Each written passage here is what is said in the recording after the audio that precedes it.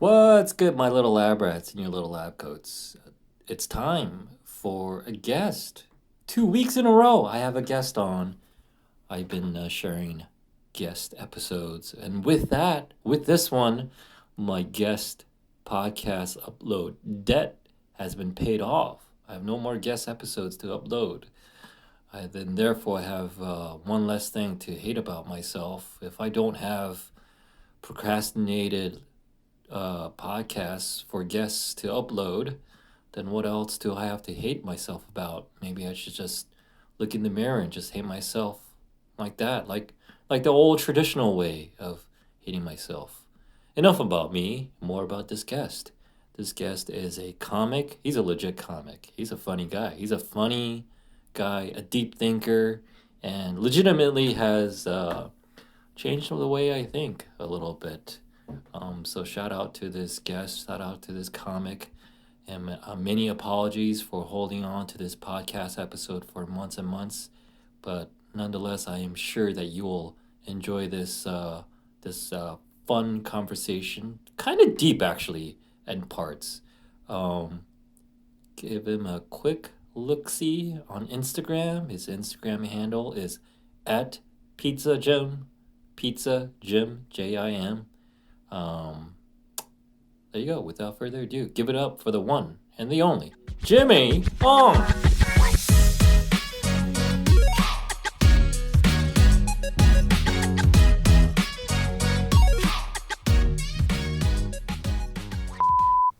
Oh, that's cool. Yeah. No swearing? Huh? No swearing? Fuck, swear all you want. Fuck that. I love the beep, though. The Yeah. beep is so funny. The beep is very official, very technical. All right, Jimmy Ong, thanks for coming on to the Tommy Danger Experiment. We're just Yeah. jumping in. Literally, you got here 5 minutes ago. Yeah. And we've been talking for 5 minutes. We literally don't know each other. No. I saw you. Briefly. Yeah, and I saw you at the Stand Up New York Upper West Side. Yeah. At the showcase show. You killed. You did well. Thank you. Yeah. You. How are you feeling today? I'm pretty good. Yeah. Yeah. I got this water. Thank you. Very hydrated. This is good. We were just talking about, is AI gonna take over the world? Oh, yeah. We're talking about my poster that I have here. Yeah. And you're asking me, is AI gonna start doing this stuff on its own? No. I'm like, kind of, sort of. Isn't it already doing so? Yeah. Yeah. You can just put like a picture and then it'll do variations on it.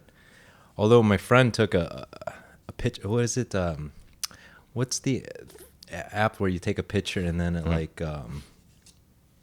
well, not Wally, is it? I'm so bad at Dolly. PCs. Yeah. Dolly, yeah.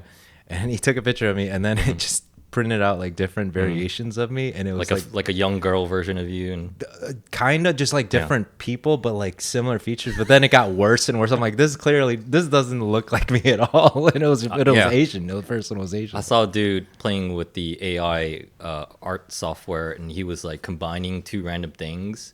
He started off with a cat and a dog, and then he combined a cat and a truck, and just kind of see what the program would think, you know. But then you can kind of see how the software is thinking, because it was just the outline of a truck with a cat face. Like it wasn't even that weird. Yeah. You know, it was very slick in its thinking. But then he kept on doing it, like kept on with the cat truck hybrid. He mixed it with a dog, see what that is, and he kept on doing it, see what the next iteration was. But then it was mostly somewhat like simplistic thinking. Yeah, it wasn't really that like weird or wow or crazy. Yeah, Like a child's mind. pretty much. Very, very pure, very straightforward. Well, that's the beginning, though. Yeah. Wait till maybe we 10 have years. a little way to go before Arnold comes here naked and dun dun dun dun. Yeah, dun, right. You know, that whole T2. yeah. Still a good movie. What was the name of that company that took over the world? Skynet. Skynet. There you go. Good recall. Yeah. Although speaking of recall, I was dreaming this morning, and I woke up. Woke me out of my dream was I couldn't find the word that when a person is contradictory, and I was just like it's and then it was like, oh, contrarian. Contrarian. It took me forever. I didn't think of that. Contradicting contrarian. Because I like to call myself a contrarian. Yeah? I like to call myself always. I like to always. It's always fun for me to whatever is the gist, the vibe, the mood, what everyone's saying. I like to like disagree with that. Just as a knee jerk reaction. Just Yeah. as a But do you take a stance, and do you have prepared backup to back you up on that, or you just like to initially go against the grain? and just for shits and giggles, I like to have point 1, 2, and 3 like Okay, yeah, you should. Yeah, like a high school essay. yeah, debate. Just to see what it's like, just to have fun with that. Then to disagree with my own point of view that I just came up with. But okay, what are some things though that you like are for, like something that's mainstream? You're like, all right, that's pretty cool. That's pretty cool. Game of Thrones? Were you into Game of Thrones? I was not into Game of Thrones. See, let's go down the TV rabbit hole for a little bit. I tried Friends? Yeah. Seinfeld. Okay, I like Friends. Friends See, is okay. It's first 5 seasons. It's quirky and funny and Yeah. it's mainstream. It's like K-pop. It's yeah. It makes you feel good when you watch it. It's mainstream. Yeah, Yeah. you get it. You see what's popular. Game of Thrones, I tried to like, but I wasn't crazy about it. I was like, got through like 2 seasons of it. Okay. I was like, okay, it's Not cool. into fantasy, No, sci-fi. not really. I'm into sci-fi, Okay. but like futuristic sci-fi. So one of my favorite shows, which I still been like watching on YouTube clips of, is Battlestar Galactica. Oh, okay. I've never watched it. Yeah. So it's What's like, so good about it? How would you sell me on watching that show? It talks about what it means to be human, what it means to be spiritual, what it means to survive, what friendship is, what loyalty is. Once you get past like all Yeah. the weird costumes and shit. Once you get past like this is like, is this a Star Trek ripoff? Yeah. So, Yeah. how would you? Are you a Star Trek fan as well? I like Star Trek as well. The older I get, the more I appreciate these shows from the 90s or Yeah. 2000s, Same. early 2000s. Way better. I So think. like I can sit when I was a kid, it's like starships, but as I get older, it's like these like very nuanced topics of like, like the whole thing about Star Trek is that it's not military. They're all for exploration Yeah. and justice and things like that. They're being very white people about things, colonizing. colonizing, but with a soft hands off. touch. Yeah, hands Very- off. Yeah, very soft touch with Jean-Luc Picard. How can you say no to that face? Yeah, no. And so it's like, but it's like they had one episode, and I finished season 1 like a couple months ago. This is Star Trek. Yeah, Star Trek. And one episode was like they basically visit a planet, but it was like a very sexually open planet. Remember, this is like early 90s. Okay, yeah. And so like everyone just like hooked up with everyone. And this is just like the most beautiful white people they casted as extras in this one episode. And it's just like, and then they're getting entangled with their own like Star Trek people. Okay. So like they're now hooking up with the aliens. Like, oh, maybe we shouldn't be doing this. polyamory. Yeah, man. exactly, man. It was like, oh, Ahead of its time. yeah. But they just had like all like the best blondes from like the Yeah. 90s, like Chads and like Well, yeah, you got to sell it. You got to if you're gonna sell was- that, you yeah. got to have the best looking It up was- front. yeah. They probably have like gargoyles in yeah, the yeah, back. yeah, yeah. I It was was pretty like, sexy. I was like, that's how you do it. That's how you got me with this episode. I kind of want to live on that planet. I Yeah. kind of want to join Star Trek now, Starfleet now. no, my, Yeah. my brother used to watch Star Yeah. Trek Generation. I was Yeah. a kid and I fucking hated it because it was so boring. Like, that's the thing. Like now, I appreciate it. Yeah. I watch that. Yeah. Same thing with Twilight Zone. Yeah. All these shows that just bored me as a kid. Just went. All the subtext Yeah. went over my head. Though. I just saw episode Twilight Zone with my brother-in-law. Like, Brilliant. and it's just like such an old man shit to do. Like you're just hanging out with your brother-in-law, and he's like, "Hey, you want to watch an episode of Twilight Zone?" I'm like, "Oh yeah, Yeah. we did." And we had a blast. It's so good. yeah. It's so, and the one thing I just hated watching scary things as a kid. Yeah. And that's why I stayed away from it. But now I'll watch it and it's like more than that. Like same with the Outer Limits too. I watched that. That was a show that I actually liked as a kid growing up. But sometimes it would be too scary. Yeah. Like, oh, it'd give me nightmares. But Yeah, that stuff, I'm like, oh, okay. it just goes back to the timelessness of good story writing. yeah. Yeah, and just like having a nice like beginning, middle, and an end of a story within like a 30-minute to an hour format. Yeah. And just like, you give characters depth with like every line has to be serve a purpose. There's no like fat in it, and it's just like, it delivers a hit at the end. Yeah. You come away with something about it. Well, that's what good structure does. Like it's almost like this magic trick where you're not bored. Yeah. Like people complain about like 3 hour plus movies, but if like, okay, I saw Avatar part 2 and 1. Both too. are like really, I like them. And some people complain about it's like 3 hours plus. Like, no, it's actually, yeah, it's 3 hours, but like it goes by. Yeah. Because they do structure really Yeah. well. And so like that's kind of it. If you can just put it, because I don't know, there's something primal in us when there's too much fat in a story and you're like, and you get bored immediately. And so I was actually reading this story. This guy, he's like a screenwriter, Paul Bay. He's like this Korean. I'll follow him. Yeah. Yeah. Did you read his Reddit story? No. Why he quit Teaching. teaching? Yeah, I guess I did. Yeah. It was like he Yeah. posted on a Reddit no sleep Yeah. category, which I don't know. Reddit is wild. It is. Yeah. And it's nice that it's still out there. Yeah. But I highly recommend It used that to be good. Yeah, I mean, I'm just catching. I feel like it's someone who's finally watched like Battlescar Galactica. Like, oh my god, it's crazy. Yeah. But no, like I read that story yesterday. It was like this 5-part story of why he quit teaching in Vancouver, and this is why I think people don't think they like to read, because they read things that people tell them that's good, and then they read and they're like, I don't like this. There's something wrong with me. I don't like reading. But I guarantee you, if you read something that will, this story, I was like on the edge of my seat and I just stuck with it. I had nothing else to do. I was just on, like, it was so good. And that's just the great mark of storytelling. Like a writer, like he was, I don't know. I just highly recommend if you look up Paul Bay, like he put it up yesterday, like that he wrote the story like 8 years ago. And I was just, wow, I was blown away. I thought it was amazing. He just couldn't get anything done with it. He couldn't push it anywhere. He couldn't like. I think it allowed him. He got traffic from that story. Oh, and I see. He ended up he got to do a podcast. Exactly. Like a now fictional he podcast. has a fictional podcast series. That's what which kind is of big deal. Yeah. It's Yeah. But that story, I highly, dude, you Yeah. got to check it out. It's Yeah. so fucking scary, and like, oh my god, you'll finish it in within an hour, but it's so good. Oh yeah, so Nice. shout out to Paul Bay. Shout out to creators. Shout out to people who Yeah. are making something. yeah, Yeah. and that's that's kind of it.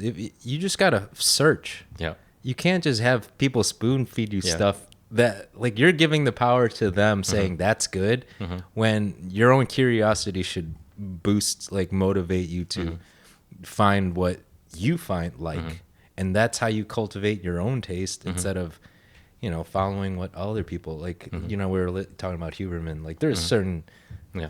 things that he has that are good, but Yeah, then we were just talking about Andrew Huberman. I was listening to Andrew Huberman, and then Jimmy came in, and then we were just talking about how too geeky, too nerdy, too sciencey it is. It's good, like every so often, but yeah, it's to me, I was just saying, like, it's pretty good chill white noise in the background, just like very engaging intellectual conversations that I might pick up on, I might not, as I was busy setting this up today. So yeah. But I wanted to circle back to, what was I going to ask you? Do you write? yeah. Yeah. What do you write about? There's I'll write there's these screenplays that I've been working on. Ah, nice. That, and then I'll just journal, and then I'll free write, and whatever's just catching my attention. I'm a really huge fan of David Sedaris. I love his essays. I think that's kind of the style I'm like leaning toward, just more like less like linear biography, like biographical writing. It's more just like little vignettes of life. I think those are the best stories, because you could talk about anything Yeah. and make it interesting. Yeah. I mean, that's his gift, Yeah. at least, and that's inspiring. Yeah. But yeah, I do write. I try and write every day. But most of it's like, I'm never gonna show anyone. This is more like personal. Yeah, I mean, it's the iceberg thing, where it's just like everything that you do is not going to be really seen. yeah, It's like just a tippy top. Mm-hmm. Yeah. Yeah. I had this little idea of like because one of my favorite shows is Sopranos, Oh, okay. and I was like, what would like the Korean Asian version of Sopranos be like? And I was like picturing like early 2000s New York City, and of course like somewhat autobiographical. So this Korean dude in the first pilot episode, I'm just spilling my beans here. I don't know what I'm. This is something you wrote. This is something I came up with. Oh, Yeah. nice. Okay. So it's a Korean dude, pretty buttoned up, accountant. First episode, he finds out that his father just passed away. Okay. Yeah, he wasn't that close to one. They weren't that far apart either, but he just like he's the only son, so he has to take care of the funeral and everything and comfort his mom and everything, all that stuff. It's just like it's kind of a bummer, but it is what it is, and he doesn't know how to feel about it. The end of the pilot episode is that he gets a call from this mysterious woman's voice, and she's like yelling about money. I was like, does my father owe you money? No. The woman says, no, I owe your father money. So that's like the end, kind of like somewhat of a cliffhanger. Okay. I gotta make it a better cliffhanger, obviously. But yeah, the arc of the story is this guy has to take over his dad's secret empire of Asian massage parlors. Oh, okay. His dad's a pimp, basically. Yeah. And that's like, and then like series arcs is like he's constantly fighting the ghosts of his father, what his father means to him, and finding all these dirty secrets of father. But in all these horrible crime network that his father had created, basically being an Asian mob boss, he found out that his father, within that, he was a very gracious, very very good and generous man. Yeah, the Yeah. two-sided. Yeah, the anti-hero-ness of it. Yeah. And then how his son kind of, in his own way, while fighting his own demons, he's like becoming just like his father. And yeah, but in his own little unique ways, modern ways. Yeah. I'll have to be honest. I've never seen Sopranos. Yeah. I've seen it I've seen. And two you saying episodes. it so like apologetically. You got Jimmy talk about all the Soprano heads who gave me so much flack for over the years. Like, what the fuck is wrong with No, you, yeah, Jimmy? that's why. Hey, I haven't seen Godfather, so Oh, okay, so sweet, all right. So we got both. All Like, right. yeah. No, like people love yeah. Sopranos, and I seen like a couple episodes, and I think like it's cool. Yeah. But just to be engrossed in it, Yeah. I mean, I just haven't caught on yet. But Yeah. Godfather, you gotta watch. It's I've seen like clips of it. I must have So seen good. it when I was like a little kid here and there. I never, as an adult, I never sat and watched the whole Oh, yeah. trilogy. Oh man, Not even the first one. So people Yeah. like part 2 better than one. I mean, some people do, Yeah, but like that's what I part heard. 1's so Yeah, good, yeah. so brilliant. Yeah, Oh, yeah. that I mean, yeah, you gotta watch yeah, that too. yeah. That's Yeah. that's where everything comes from. Yeah. All those mob. I watch like what Scorsese movies have I watched? I watched The Irishman. Well, I haven't seen it. Yeah, That's I don't know. yeah. It was 3 hours long. I'm like, this guy's senile now. The actors are senile. Did it feel 3 hours? That's the point. That's the key. No, I had to like break it up into yeah. over a week. I have to Yeah. like in 4 different sittings. Yeah. Finally could finish it. Don't get me wrong. I love mobster movies. I love those actors. But it's like, oh, this does not feel Yeah. right. My friend told me to watch like Memories of Murder. Have you heard of that? The Korean movie. Yeah. Yeah. I saw that 2 days ago. Oh my god. You saw that 2 It's days so ago? good. Yeah. It's so good. Bong Joon-ho, baby. Oh man, I was Yeah. and the one thing I love about Korean movies is like it's dark and it's funny. Koreans So it's are like it's like Yeah. tiptoes that line. It's like it's so dark, but Yeah. like there's like, but that's life though. Koreans have mastered, and definitely they have to tip their hat to like the Hong Kong movie makers, right? Because they were doing that way before. Yeah, I don't have Like knowledge. these Asian movie makers in the last 30, 40 years, they will put literally slapstick and tragedy and rom-com and just every genre into one 90-minute movie. Yeah, it's So like a you don't know roller what the hell to feel, because you just saw the most hilarious scene on a movie. Now you're crying for the best friend that just got murdered. Yeah, out of nowhere. Out of nowhere. Yeah, you're like, what the You know? fuck that come You from? know? Oh So man, but yeah, it's- that's kind yeah. of those elements take Yeah. place in that movie. Yeah. And for, Oh man, I'm just vicariously feeling what you felt because 2 days ago you saw Memories of a Murder. yeah, That's a crazy movie. it's so oh man, Yeah. and that I like to recommend. There's this regular I bartend and this couple like always asks for like recommendations on stuff. I'm like, oh, I'm gonna recommend that next time. See what they think. They like Parasite, so Yeah, all right, maybe Yeah, like yeah, this. yeah. I think I saw most of his movies. Yeah.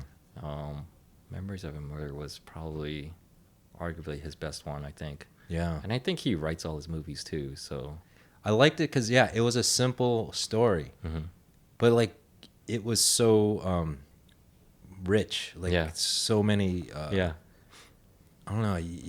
That's what it was so sleek. Mhm. That's what like when I bet like that screenplay was just like so. yeah. Oh man, so well done. And it just shows like how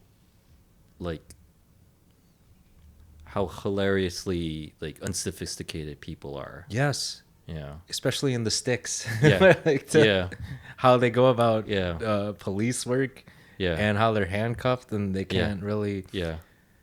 Man, you like if you're a criminal back in the day, Yeah. you could get away with so much. Something shit. about good storytelling, good movie making, just have to show like the basicness, the ratchetness, the idiocy of people. Yeah. But in a way that makes sense, you know? Yes. You know? Not to complicate it. Just put it out there. Yeah. Like yeah. Yeah. Just oh. Simple desires, simple motivations. That girl's cute. I just want to ask her out, you know? Yeah. Yeah. Yeah. That's how I became a professional investigator, you know, like private investigator, you know? I was very good at stalking people. You know? Use your powers for Yeah. good. Yeah. Yeah. Yeah. What else have I seen recently? Do you watch K dramas? No. Oh man, Are you sucked into that world? Yes, but the last K drama I saw was like, Uh-huh. nah. It's called Hi Bye Mom, Mhm. and it's about this mother, Mhm. and she before she gives birth to her child, she dies. Mhm. A lot of car accidents in K dramas, but anyway, Yeah. she passes away and she turns into a ghost, and she's like basically the ghost haunting this family, but in a good way. It's just like she's just hanging out, and she sees, and then she comes back alive, and she has to yeah, like it was good until like a couple of episodes after she like comes back alive, and she like reunites with her family. It's very heartwarming, and like her friends, and like that's awesome. But then there's the little uncomfortableness of that her husband has remarried. Yeah, yeah, yeah, And she yeah. befriends the stepmom. Yeah, And it's that's just like hilarious. too many, and then it's just like all these ideas, and then it just came clashing to all, Yeah. and then just grinding it. I'm like, Yeah. okay, the last 5 episodes were like kind of like, Yeah. oh, good, just end this, you know. Yeah. But How many total episodes was it? 16, I can't believe they Yeah. squeezed 16 episodes. It Yeah. could have been fine after 10, but Yeah. but I do like K dramas for that reason. That's what I've been evangelizing to people about Korean drama is that it's they'll just try to eke out every story, whatever they can get out of the story into like 15, 20, maybe 25 episodes. Yeah. It rarely, because it's like they're literally going, they got like the pilot, and when they get they get the green light to do something, I think they have 4 episodes ready to go. But once it like picks up, they're writing and filming On the fly. on the fly. Yeah. Yeah. Okay. So then they'll take a little break, of course, like the holidays or whatever. Then they'll come right back because like fall into the spring, whatever. So they take breaks here and there, but they're just like pumping it out. But by the time it's summer, like they have to wrap it up because these people are not doing anything else. The actors, they're not shooting anything else. They're not shooting movies. So it's like if it's a good show going into like 16 is a lot. 16 is a good show. 20 is a great show. 25 is a Hall of Fame show. So it's like, but they gotta like get there and end it. There's no season 2. Yeah. They're not coming back. So, which is a crazy way to do things, but it's also like in some ways much more satisfying as opposed to like season 1, episode 15, and it just keeps on going. Season 5, episode 15. It just kind of you're gonna lose steam on that. I mean, that's why they're so fulfilling to watch because there's closure. Closure. And like, okay, we were talking about Game of Thrones and like people, Yeah. fucking lost their shit after season 6 and 7 and how shit the bed. I had that with Lost. Oh, okay, Yeah. I stopped watching after season 3, Yeah. and once they killed off Yeah. the rich blonde, I was like, really, I'm like, Yeah. oh, she's really. I actually randomly met her through a friend, but anyway, Yeah. side story. Back to what I was saying, like the whole concept of 16 episodes or Yeah. like there's closure, Yeah. and like everything's just neatly wrapped up, Yeah. and I think that's why I like it, is they kind of know where they're going with the Yeah. storyline, Yeah. and they kind of just wrap it up. Yeah, when they say it's like episode 16, the last episode, the finale, the Yeah. series finale, that's it, you know. Yeah. They're not gonna, yeah. I mean, yeah. Yeah. But there was, I remember the first Korean drama that got me into all of this. Which one was that? It's called My Two Perfect Sons. Have I It's heard an of that? old school. I think it came out in the early 2000s. Uh-huh. And it was such a good story because it's just like this family you watch. And it's just, it's almost this stereotypical like mom who's trying to wed her sons, and they all live at home. And Are there's they like in college or something, or post college? One's in college, and then the other two, one's a doctor, and then the other's a pharmacist. The pharmacist is like this. He's the oldest. He's like 39, 40, and his mom's like, "When are you gonna get married?" Yeah. And then this whole thing where he these people move in next door. That was like his long lost high school lover. Aw. But she's married now to this big buffoon idiot guy that is also Korean, but he's like American, and so he's like drives a Harley. It's Yeah, so, like, they love It's like- making this insane caricatures of Korean Americans. Yes. Yeah, that's awesome. He's driving a Harley. driving a Harley. He's Fat like guy driving a Harley. yeah, like a leather vest. Yeah. It's just like so over the top, and I Yeah. love it, dude. Yeah. And I think there was like 50 episodes, but Oh, crazy. It was so engaging though, because like it's almost like in hindsight, it's like oh, you can squeeze like the story arc of the oldest son and how he meets a woman, and then he gets married. Same thing with the middle child, and then the youngest. But I mean, that's kind of how it played out. But it was like all intertwined, and oh, it was so good. I loved it. And then, excuse me. And then I don't know. And then Netflix, I'm like, oh, what's this? What's that? Also, Crash Landing on You. Yeah. Yeah. I saw most of it. I don't know. I don't think I finished it to the end, but Oh yeah. I think what turned it, what got me hooked into it, really into it, was I think it was episode 7. Because the first half, I'm like, all right, it's okay, but I'm just gonna keep plodding along and watching it. And I guess after episode 7, like there was some type of twist. I don't remember. I'm like, oh, okay, now I gotta I'm go in. back to it. Yeah. Yeah, I don't think I made it to that twist. Okay, it's. I think that's the magic of a show, how it can just kind of like lull you to sleep, and then just something will happen. You're like, then it just like grabs its hooks into you, and you're like, okay, I'm now in. I mean, I can remember like certain shows that did that for me. I'm like, oh wow, okay, now I'm really in. Now I'm gonna commit. Battlestar Galactica has that. What episode? Probably like somewhere.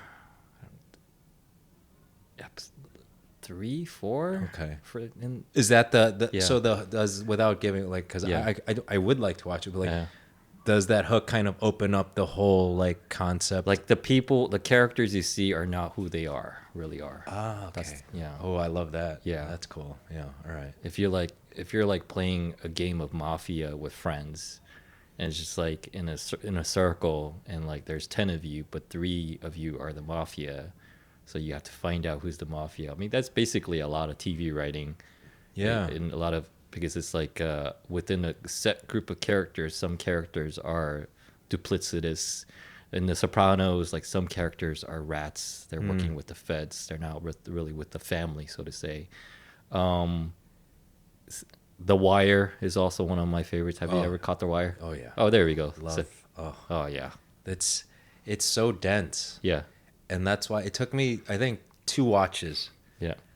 Like the first episode was so dense, and it's like but once you get used to the rhythm and the pacing, like, and I think I watched it over a cold ass winter. Yeah. And I wasn't leaving. I wasn't going out. I'm Yeah. like, all right, I'm gonna commit to Just this. the rewatch alone, and then you just see like not like The Wire is kind of like mediocre in some ways in terms of like cinematography, lighting. You're not gonna get that, but in terms of storyline, character development, Oh, it's yeah. and editing, these motherfuckers who edit these things and just how they put one scene in front of the other, because you'll miss that because you're following like McNulty or whatever. Yeah. You're following Marlowe, but sometimes they put similar themes, characters going through similar ass bullshit, but on the other side. But you don't realize because it's such a juxtaposition. It's such a difference because it's one side is in life of crime, the other side in life of bureaucracy. But it's like they put them back to back and realize they're just going through the same thing. They're just two heroes going through the same thing. And it took me that was like my fifth watch, and I realized that it's like these fuckers editing these two things together. Oh, chef's kiss. It's perfect. Seamless. Yeah. Yeah. Oh man, I would like to watch do a rewatch on that, but it's just I like to. Okay, so do you ever reread books? I should. I should too. It's just because that's a mark of a good book. Yeah, Like you should reread it if it's that good. Yeah. I kind of just have this consumer mentality of just like I gotta take it and then what's a book that's on the top of your list to reread? Fuck. To reread? I know. don't really have any. I know. What about you? The Alchemist by Paul Coelho. Oh, I read that recently. Yeah. And I liked it. But it's after you read it, you're like, oh, fucking The Secret. This person, whoever wrote The Secret, is ripping off of the Alchemist, man. you can make so many variations of it's all rooted from The Alchemist. The Secret is basically someone who read The Alchemist, Think and Grow Rich, just like the Bible, just the best parts of the Bible. That's about it, I mean, I respect the hustle. Fine, yeah. if you like it's all okay. I guess it's in a lot of ways. It's like it's like using a sample that no one's ever heard of or something. Like you got to deep dive into a track and then steal that hook of a sample and then put it on your music. I think that it's in that essence similar of just repurposing it, but taking the essence of that. Yeah. And I'm like, oh man, that's kind of it's brilliant in a way. It's like, I shouldn't hate on it. I'm not gonna hate. We hate on it. It's easy to hate on because it's just very obvious. You've made obvious in hindsight though. You've made it very obvious how what you did. There was no mystery to it. There was no in hindsight after years, and you see what the hoopla is about. You see what the hype is about. And then just break it down. It's kind of like watching. Have you seen the recent Knives Out movie, Glass Onion? No. Yeah. No, I was following film Twitter about this, and then the film Twitter nerds out there, rightfully so, is that director is kind of a bullshit writer. He's great at directing. Rian Johnson. But he writes his own movies too, and it's just full. The movie's full of tropes. It's just well packaged tropes. But it's just full of tropes, But sometimes you just want to see a nice shiny thing. So sometimes you just want to see a lot of good tropes put together nicely. Yeah, good actors. With good actors. Yeah. Pretty faces. Good lighting. Good lighting. Modernized. Yeah. Nothing wrong with that. It's just the film Twitter nerds just have to poop on everything that people love. So it's but they have to give an excuse why it's this is why we poop on it. Well, I mean, that's just like the college pretentious radio music nerd. It's the same. I used to be that guy. I used to be like, oh, there's what, like hip hop? No, I'm a huge Velvet Underground fan. I still love Velvet Underground. But it would just be like Pavement and all these college radio favorites Guided by Voices, and then there was a fucking elitist attitude toward that, and I was that. I hated that part. But now I'm like, dude, Spice Girls is awesome. Anything pop. I enjoy anything that makes that I can listen to them, like it tickles me. I'm like, oh, I like this. Yeah. And I won't like look up like what song is this. And it's Yeah. like it's immediate reaction. I stopped filtering it through like this elitist lens and just be like, if I like it, I don't care. Be damned if I get laughed at. I just if I like it, I like it. Yeah. Done. That's pretty much it. You summed it up, because it's like something about like more knowledge, more analysis kind of like ruins the fun, Yeah. you know? I mean, and then you're just it's boring. Yeah. Yeah. You're killing the fun out of Yeah. just like discovering You're like explaining a joke and like, oh, come on, Oh, don't ever do that. the worst. Yeah. No, Yeah. it's either you're Yeah, gonna it's get funny it or don't. not. Yeah. Yeah. That's a pet peeve. It's Yeah. like when Yeah. when a comic like Yeah. says it has to Yeah. like, oh, you didn't get it. It's like, no, they Yeah. they got it. They Yeah. just they're just not getting Yeah. the reaction you Yeah. want. Yeah. That's it. That's all it is. And yes, and you know. Yeah, like if I say something on Yeah, stage and it yeah. doesn't get anything, Yeah. I take responsibility Yeah. for that. Or or maybe it was just like a bad crowd, or but whatever. Whatever. It doesn't matter. Yeah, because either way, You like can't bat 1,000. no, you can't. Oh, that's the hardest thing. Like if you're a perfectionist Yeah. and you're, that's Yeah. a horrible combination. Yeah. Because Yeah. that's why I love baseball. It's like, Yeah. dude, I'm happy if I can get like Baseball is such a great sport for just philosophy and Yeah. thinking. Yeah. it's like if you hit a ball square like on the sweet Yeah, spot, yeah. but it's like a line out, Yeah. it's an out, but like you hit it Yeah. as good as you're gonna hit it, Yeah. and then sometimes it just Yeah. you hit it to somebody. So Yeah. I mean that's like a metaphor for life. Yeah. You know, you can the start listening to like Instagrammers and YouTubers who break down batting stances and swings. Yeah. And then you will lose your goddamn mind.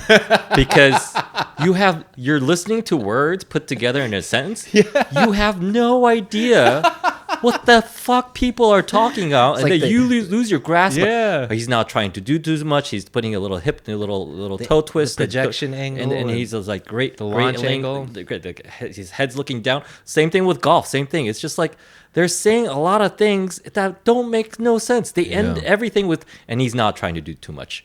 Literally, you took 5,000 words to say what he's doing, and Yeah. you end it with, yeah, he's being very simple about it. That's why like sabermetrics and all that, you can analyze the hell out of something, but that's the beauty of just being a human being. Like the unorthodox Yeah. sometimes succeeds. Yeah. And like nerds will try and like Yeah. analyze, well, they're not following, Yeah. the rule, according like to launch angle and all that. Yeah. It's just like, no, just they do it because Yeah. it's like the gift of God or something. I Yeah. don't know. You can't, there's certain things you just can't explain. Yeah. And this is why like success is like bullshit. Like there's no formula for it. It's you just do what you like doing, Yeah, and yeah. maybe you'll succeed, maybe you're not. But Yeah. you should just enjoy what Yeah. you do. Yeah. That's kind of should be the goal. Yeah. But like earlier we were talking about like hindsight. In Mm-hmm. hindsight, it looked obvious. That's how I feel about the canned water. Mm-hmm. What is it? Death something like. There's people that sell canned water. And Okay. it's like fucking huge now. I missed this. Liquid Death. Liquid Death. Is Yeah. that what that is? Yes, it's canned fucking. You didn't know? What the fuck? I thought it was an energy drink. No, dude, it's canned water. No, I thought it was like Monster. No. What the fuck? These geniuses, dude. They just Yeah. repackaged it. They're like, oh, dude, the plastic water bottle market's already taken. How do we get Yeah, it on this water? Yeah. Oh, we'll sell it in a can. And fucking brilliant, dude. Brilliant. You can hate on Liquid Death all you want, but Now dude, I'm that's interested. like, Now I'm gonna get it when I see I'm it just again. so. I thought it was just Monster. Dude, I'm just like, Yeah. bravo. Yeah. That's like such Yeah. I was thinking about Yeah. how crafty the brain is. Uh-huh. Like, to see that and then just do it. Like, you ever watch The Price is Right? Yep. Who was the first person that just bet $1? Because that's kind of brilliant too. It's like, oh, everyone's just like guessing all these like marginally like close numbers, but the safest answer is actually $1. Yeah. Because you're not going. Yeah. And I was just like, that's fucking brilliant, dude. And then, but at the same time, you hate that person for like thinking such a. Because it's almost like you're cheating, but you're Yeah. not. You're like totally Yeah. playing within the game, but Yeah. like there's something almost like borderline like evil and like mad genius about it. Yeah. And like, and also the part of you that hates that person for thinking that, because it's almost so smart that you didn't think of it either. Yeah. So, you know, I always think about that. Yeah. Or like the dollar under, like, Yeah. or like, or the dollar over people. Like, I don't know. I find it Absolutely. fascinating. Have you played craps? No. So I forget the terminology, so gambling people will hate me right now, but I played craps once in Vegas, and there's something about, like, you could bet on literally any odds, but there's like one area of the board where you can put your chips on, is you're literally betting against everyone else. Basically, you're betting that you're gonna win if everyone craps out. That's what it is. I forget the technical term, Okay. but what has to happen is craps out, and then everyone loses except for you. So you're like, you just want everyone to lose. Okay. Everyone's like, oh, it's gonna be 7 or 8, 9, 10. You're not, we're gonna crap out something. But that's exactly what that is. But like putting $1 on Price is Right, that's kind of like party pooper mentality. Oh, yeah. Okay. Contrarian mentality. Yeah, you just want everyone to like have a shit time, but you'll win. You know. Yeah. Yeah. Oh, that's so. Yeah. That's so. Man, I don't know. I go through like the whole like the whole. Like first it's hatred, then it's like, damn, I respect you. Yeah. And then admiration, then Yeah. it's back to fuck you, dude. Yeah. I don't know, man. Yeah. It's just like I wish I was that brilliant, because it's almost like they don't care about being liked. Yeah. There's something I respect about that kind of mentality. Yeah. Like, there's something about that level of Trump level of I don't give a fuckness. yeah, Yeah. Which is like, it's so underhanded. it's so seemed, like, it's almost like, but it's legal. It's artistic, but even beyond that, you know. It's Yeah. Because like they're not even trying, you know. It just came natural to Yeah. them. Yeah. Fuck. Yeah. I Yeah. love that too. I admire that. I started admiring my parents. I stopped getting embarrassed and start loving my parents when I realized, yeah, they're Korean first gen people. Nothing's gonna change them. Yeah. They're just quirky and just in their little bubbles here in the U.S. Even though they spent now more than half their lives, Yeah. almost like 2/3 of their lives in the U.S. But like that's who they are. And me being in my teens and 20s, of course, I was embarrassed about Oh, that. yeah. But Oh, then I yeah. got over myself and realized, oh, that's just who they are. They're not trying to like embarrass me or anything or embarrass themselves. They're just that's just how they is, you know? Yeah, no, I can relate Yeah, so much. It's yeah. like I remember my parents, they took us to a Chinese buffet. Like, dude, they love buffets. I don't Dude, know. my dad, it's just literally, I saw them this weekend. My dad, when in doubt, Chinese food. Yes. We're just Koreans living like Buffets, man. Koreans living like Jews. Like Kinda, yeah. We're just like, oh, let's just go find a Chinese place. I read there was like this New York Times article that came out in like the late 2000s, and it was about how a lot of Korean households have the Torah, the Talmud, and like they like there's something about how they enjoyed reading the Talmud. Interesting. But I was like, oh, that's pretty fascinating. Like, learning some moves, like learning. Isn't some that just like the first 5 books of the Bible or something? probably yeah. Yeah. But it's Yeah. just the Talmud. Yeah. They're probably like, oh, there's secrets of money in this. Yes. How to be a better The hacks. How to It's be a hack. How to manage money. How to buy better property. Something, man. They're like There's really hmm. state secrets in this. Yeah, I mean, shit. Like, my parents were pretty good with money, like shit. Yeah. But back to the embarrassing thing. Like, so they take us to this buffet, and there's like the secret. Well, not secret. There's like the section of ice cream, like individual ice Sure. cream cups Yep, and stuff. yep. And it clearly states, "Do not take this home. Like, this Yeah. isn't for takeout." Yeah. And I fucking see my mom just taking, it's fucking- stashing. Halloween trick or treat basket. Yeah.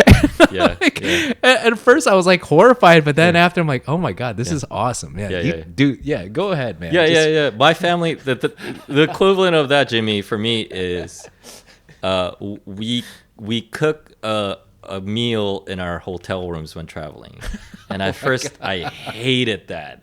That's now I look forward to it. Now I help them out. You know, now I'm like, oh, I got a little electric stove. I'll bring that. And, you know, we can Whoa. use that to cook in the kitchen. Pretty resourceful. You know, but back then I was just like so embarrassed. Why do you have to torture me like this? Yeah. But now like they've softened up a little bit, and like they'll go out and eat, and they won't like complain about things. Yeah. Especially if I take my dad to a Chinese place. He's like, okay, whatever. You know. Well, I think, I mean, you have to be resourceful when you first come to this country, and like you can't just like turn that switch off. Yeah. So I mean, it makes a lot of sense. It's like you got to make do with what you have. Yeah. And once that's like embedded into your just daily fiber being, like you can't just be like, all right, time to adapt to just let's go out. Can't. It's not like It's switch. not. Yeah. No. Yeah. But it's nice to see like they finally maybe like relent, like meeting you halfway. Yeah. But I've learned too. I can't take them to fancy places. They don't. It just, it's not all, like I can't. If I can't read the menu in Italian, they have no idea. They have no fighting chance. So it's like it's got to be Olive Garden.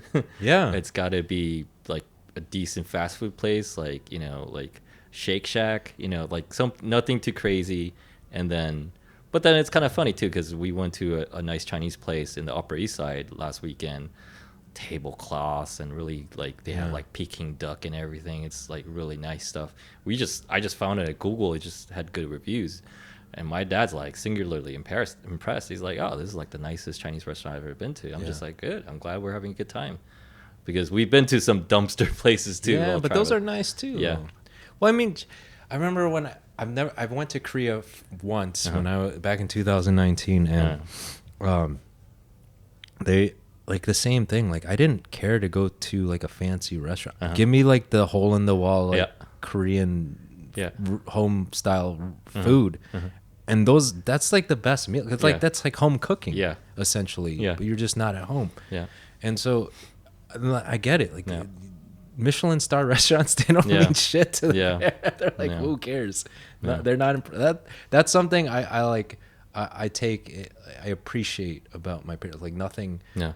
Nothing the things that impress you as an American, Korean American, like impresses them. Like it's like whatever, who cares? I have to give myself a reality check because it's like they're just in their own. I have a friend who's he's Indian. His parents are like basically Americans. He's basically American. They're all Americans, but he's just so, and we're close. We talk all the time, but he's just so taken aback when. Like when I told him my parents don't know I have a podcast, and he's like, "What do you mean they don't know you have a podcast?" I'm just like, it's not that they don't know I have a podcast or I didn't tell them or I'm hiding it from them. They don't understand the concept of a podcast. Yeah, they don't know the concept of a lot of things about the internet. They know that they can download. They download it. They can figure out getting Wi-Fi on their phone and watching YouTube. But they don't know like the point of a podcast. It's just like they're like, what? You're just talking? You can just talk without these things. Yeah. How much do you spend on all this? It's like, and then it's like, and then other things. What's cool to us is like TV shows, but for them, they're just on a different wavelength. So it's very difficult. It's like, okay, so let me just try to like, it's all long-winded, but let me just try to have a succinct example of my dad and where he is. And this is particular to my dad, not just because he's first gen, Korean American, whatever. If I show him a photo of me and my friends, hey, me and my friends, we went to this cool place, we took a photo. It's just like, it's just what happened to me recently. He looks at it, he's like, which ones are married people? That's his. He doesn't care about anything else. Get down to business, dude. Maybe if they're Korean or Chinese or Japanese or whatever, if they look Asian, that's about it. If they're like non-Asian, non-East Asian, he doesn't care what their ethnicity is.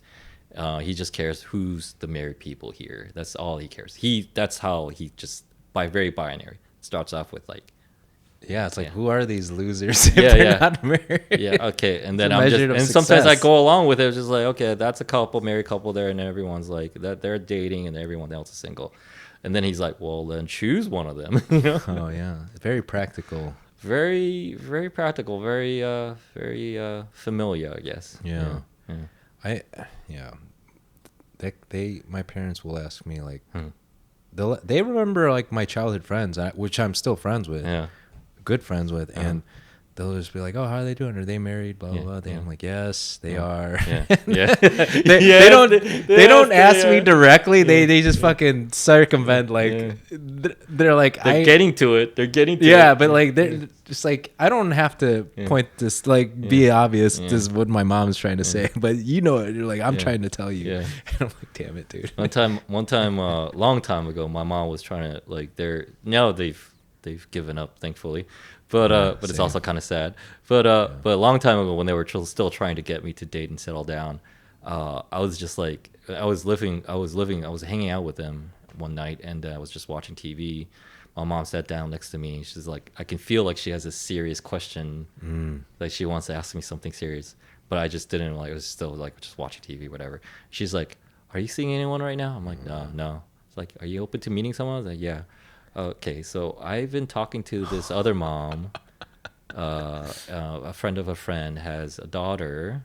She's so and so. She's so and so years. Everything. The profile.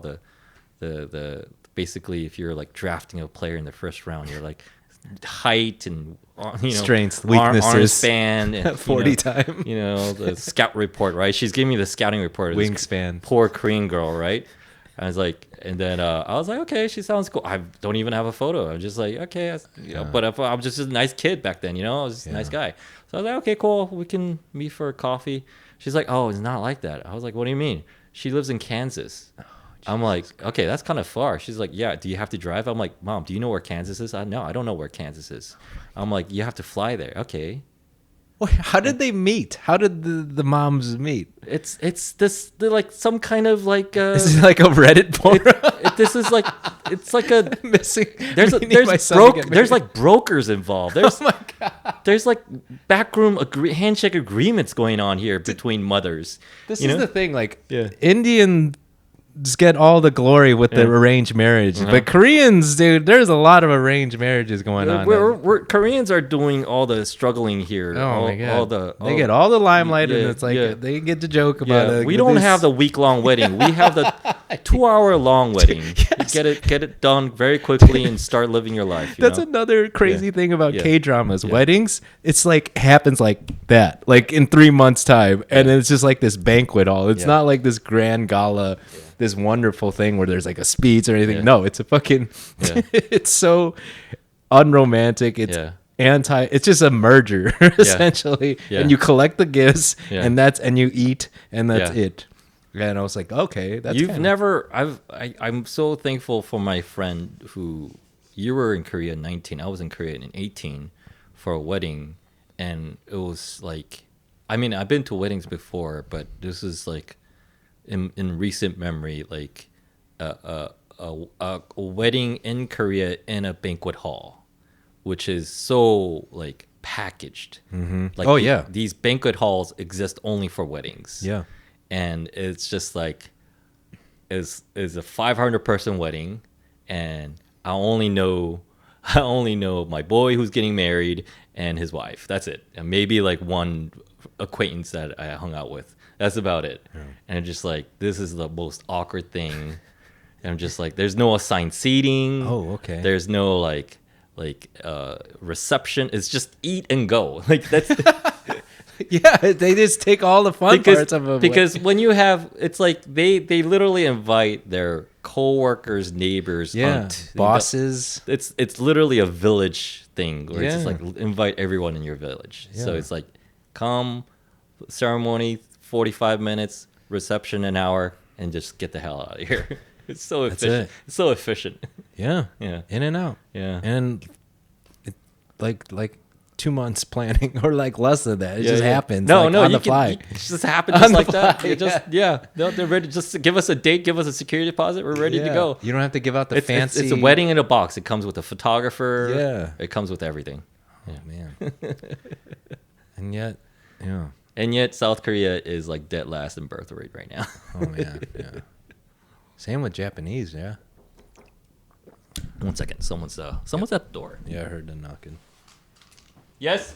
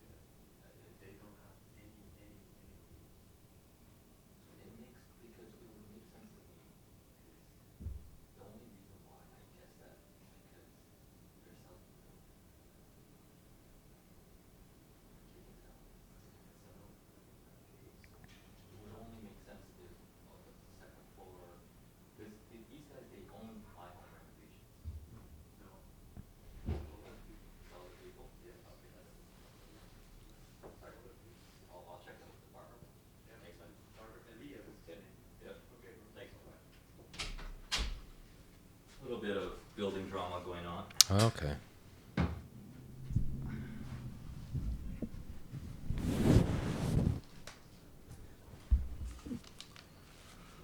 What are other things that Asians are good at besides getting married really quick?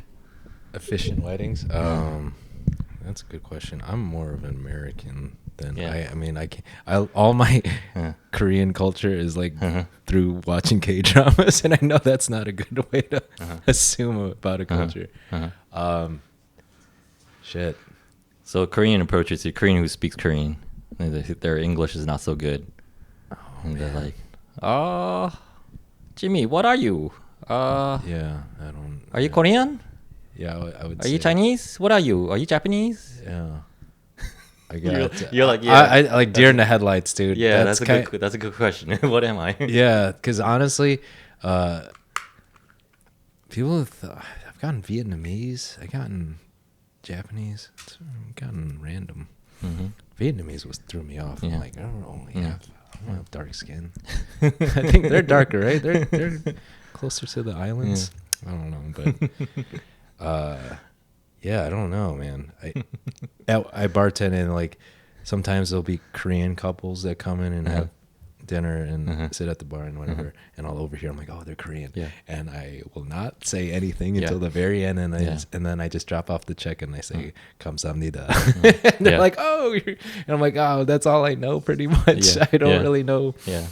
I mean, I don't know. I was told when I was a kid I could speak it better than I do now. It's like gone.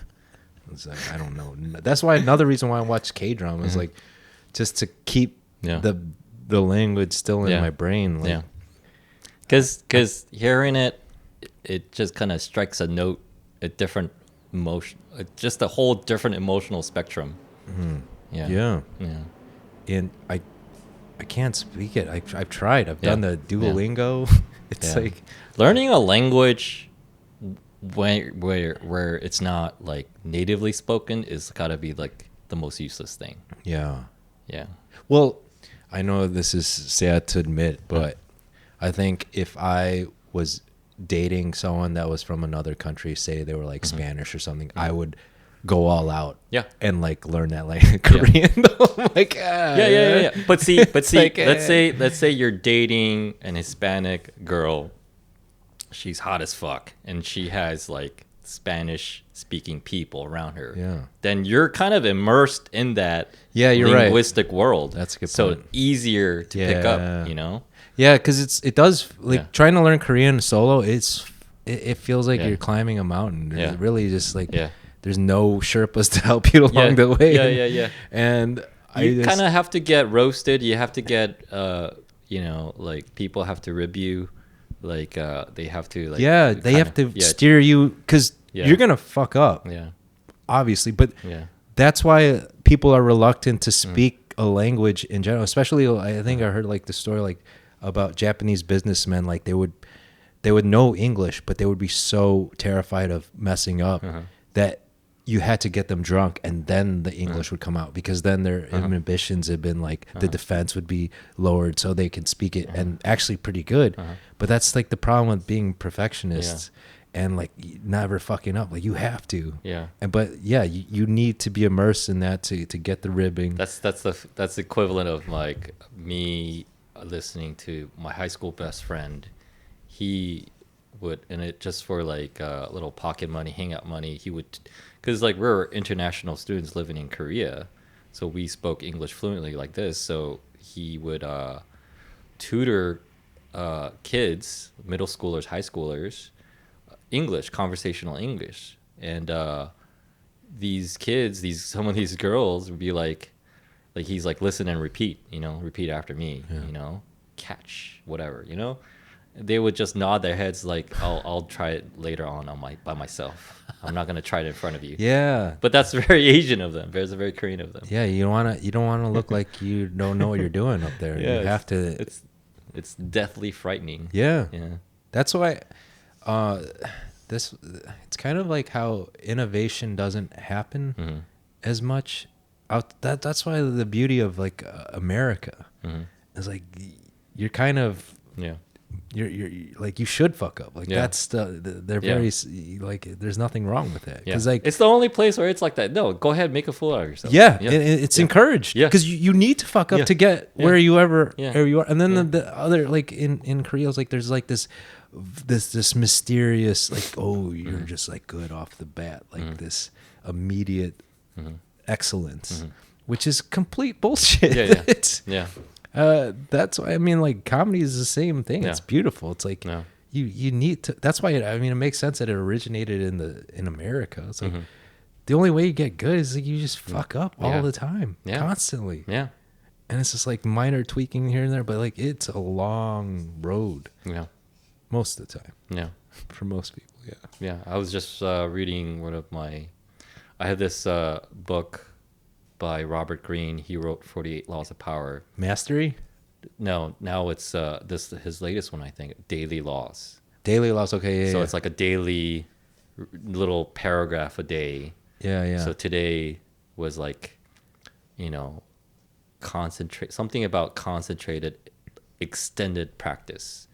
Like which is like 10,000 hours of like Yeah, to yeah. master something, So like something between 5 to 10 years to really like, but somewhere probably closer to 10 years actually. Yeah. To get really good and really comfortable and get whatever it is, comedy, writing, acting, or even something professional, something corporate, whatever it is, to get really like, you don't have to think.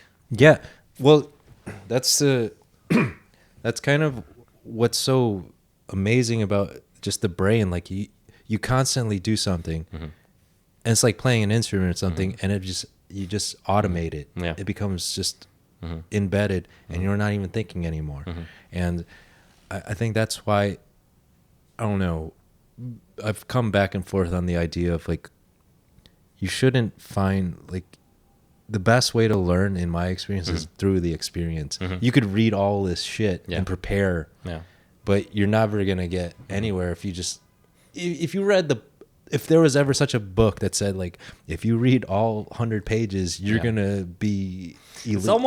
It's almost like reading is like you go ahead first, like watch someone do it and then read a book about it. Yeah. Because like you should read and then you'd be like, ha, what did the same shit? Yeah. Like I did something similar too, Cuz then it just- like maybe yeah. like makes it Yeah. more I don't know, solidifies in your Yeah. brain. Yeah. But all the knowledge is going to be implicit. It's Yeah. going to be like you. That's why it's just like it's hard to explain like anything that you become good at. And if they can explain it to a T, Yeah. they're a fucking fraud. Yeah. Because honestly, dude, there's certain things that you just become good at. You can't like That's- even if you ask like I think it was Bob Dylan. He was saying like how. They asked him like, "How did you write all those wonderful lyrics?" He's like, "I don't know." And if he told you like, if he wrote a book like how to write fucking "Lay Lady," like all those amazing songs, you like the guy would be a fraud. Like no, but he doesn't know. Yeah. And that's the mystique of Yeah. it. Like Yeah. you just don't know. Yeah. And I think if you try and like nerd it up and like fucking Yeah. analyze it, like Yeah. that kind of kills It kills everything. everything. Yeah. And then the muse runs away and finds someone else who Yeah, doesn't fucking want to shit. who doesn't want to nerd Yeah. it out. Like Yeah. that's how I feel. Like Yeah. I used to like try and like be obsessed. Like I need to hack. Like how do I get better at these things? And just like overanalyze. And lately, what I've been doing, I'm just like I'll write a couple ideas. I'll go up on stage and I'll fucking eat shit, or I won't get any kind of response that I'm looking for. But then the brain's like fight or flight mode, and then it's just like, all right, fuck, you didn't get the outcome you wanted, and you looked horrible, and that feeling is horrible. So what the brain is like, all right, we got to not have that happen again, and then magically, like the structure will come in. And then you go to bed and your subconscious is like trying to figure the fuck out. Yeah, Whatever it is that you're trying to do, and when you wake up, you have, maybe we should try this. it's not gonna be perfect. Yeah. It's like a rough draft. Yeah. What I just spout on say it was like a awful rough draft, but the rewriting takes place in your brain. Go back on stage. Or it's like with the thing that I've been afraid of lately is writing my first fucking draft of like a screenplays. I have shit. all these ideas, and I'm like, and you know the answer. Yeah. Like you got to write it out, and it's going to be horrible. But in my this is the perfectionist brain like arguing. It's like, no, it's got to be perfect the first time. It's like, no, it's not. You got to fucking just do it, you lazy fuck. That's the constant struggle of anyone who does anything creative. It's like, it's got to be perfect this first time. Like, and that's why, like, man, for some reason or another, I don't care about it not being perfect the first time when you do stand up. Like, that's why, dude, that's why I think that's what I gravitate toward. I'm like, oh, I can just keep on going, and it's never going to be the best time first time out. And I'm like, oh man, that's why I'm like, oh, I don't know if I can screenwrite or like be a writer, but I mean, but then you hear writers like, dude, no, writing is not enjoyable. Yeah, it's the only creative art form where no one likes doing it. People literally hate themselves, hate the thing they're doing, but they still have to do it. Yeah, I'm just like reading, and that's like one of my sick pleasures is to read writers writing about writing. Yeah, like one of my favorite books. I've never read a Stephen King novel. I just read his on writing. It's great, and it's like I love that book so much because it's so just good. Like see how tortured he is. Yeah, and like see what he had to go through each and every like his old life journey, how he got started, and the ups and downs through it, and it was such a deeply gratifying story to read. And I told myself I gotta read his novels, but I was just like, I think I'm good. Yeah. What is it in Zoolander? Owen Wilson's like, I respect him. I've never heard his music, but I respect him. He's talking about Sting. Yeah. Oh man, that's my shtick, is to have people come on my podcast, talk about Stephen King's on writing, man. And that's it. That's it. Kurt Vonnegut has great nuggets of wisdom on writing too, and they all. I think I need to, for me personally, I need to reframe the satisfaction that comes out of just getting it out.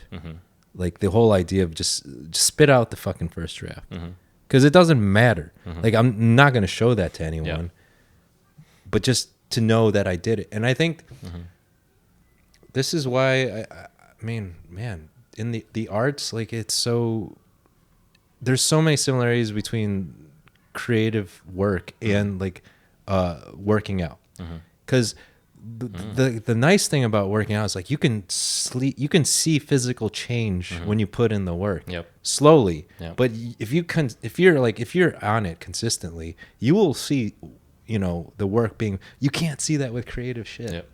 Like that rough draft, it's not like, you could see like a six-pack kind of like imagine, like it just come out of nowhere. It's like same thing with like a rough draft, like where a screenplay. It's like literally making something in the complete dark, pitch black room. Like you don't know how it's gonna be. You have a feeling like, oh, I made this little clay thing in the complete darkness void that you can't see. You can't have like really objective metrics of like how good it is unless it goes out into the world. And I mean, you ever read this? I listened to this book on tape, 0 to 1. Yep. And I listened to it a long time ago. I listened to it, read about it. I'm not even like a business minded person, but the concept of 0 to 1 was fascinating to me. And it's like the whole idea of like creating something out of the darkness, like you were saying, to something, as opposed to already like creating something and scaling it up, whatever. But like that applied, the way that it was in my brain is like, that's kind of just the arts, like creative pursuits. You are basically 0 to 1 for anything that you make. And I was just like, oh man, it all comes from within.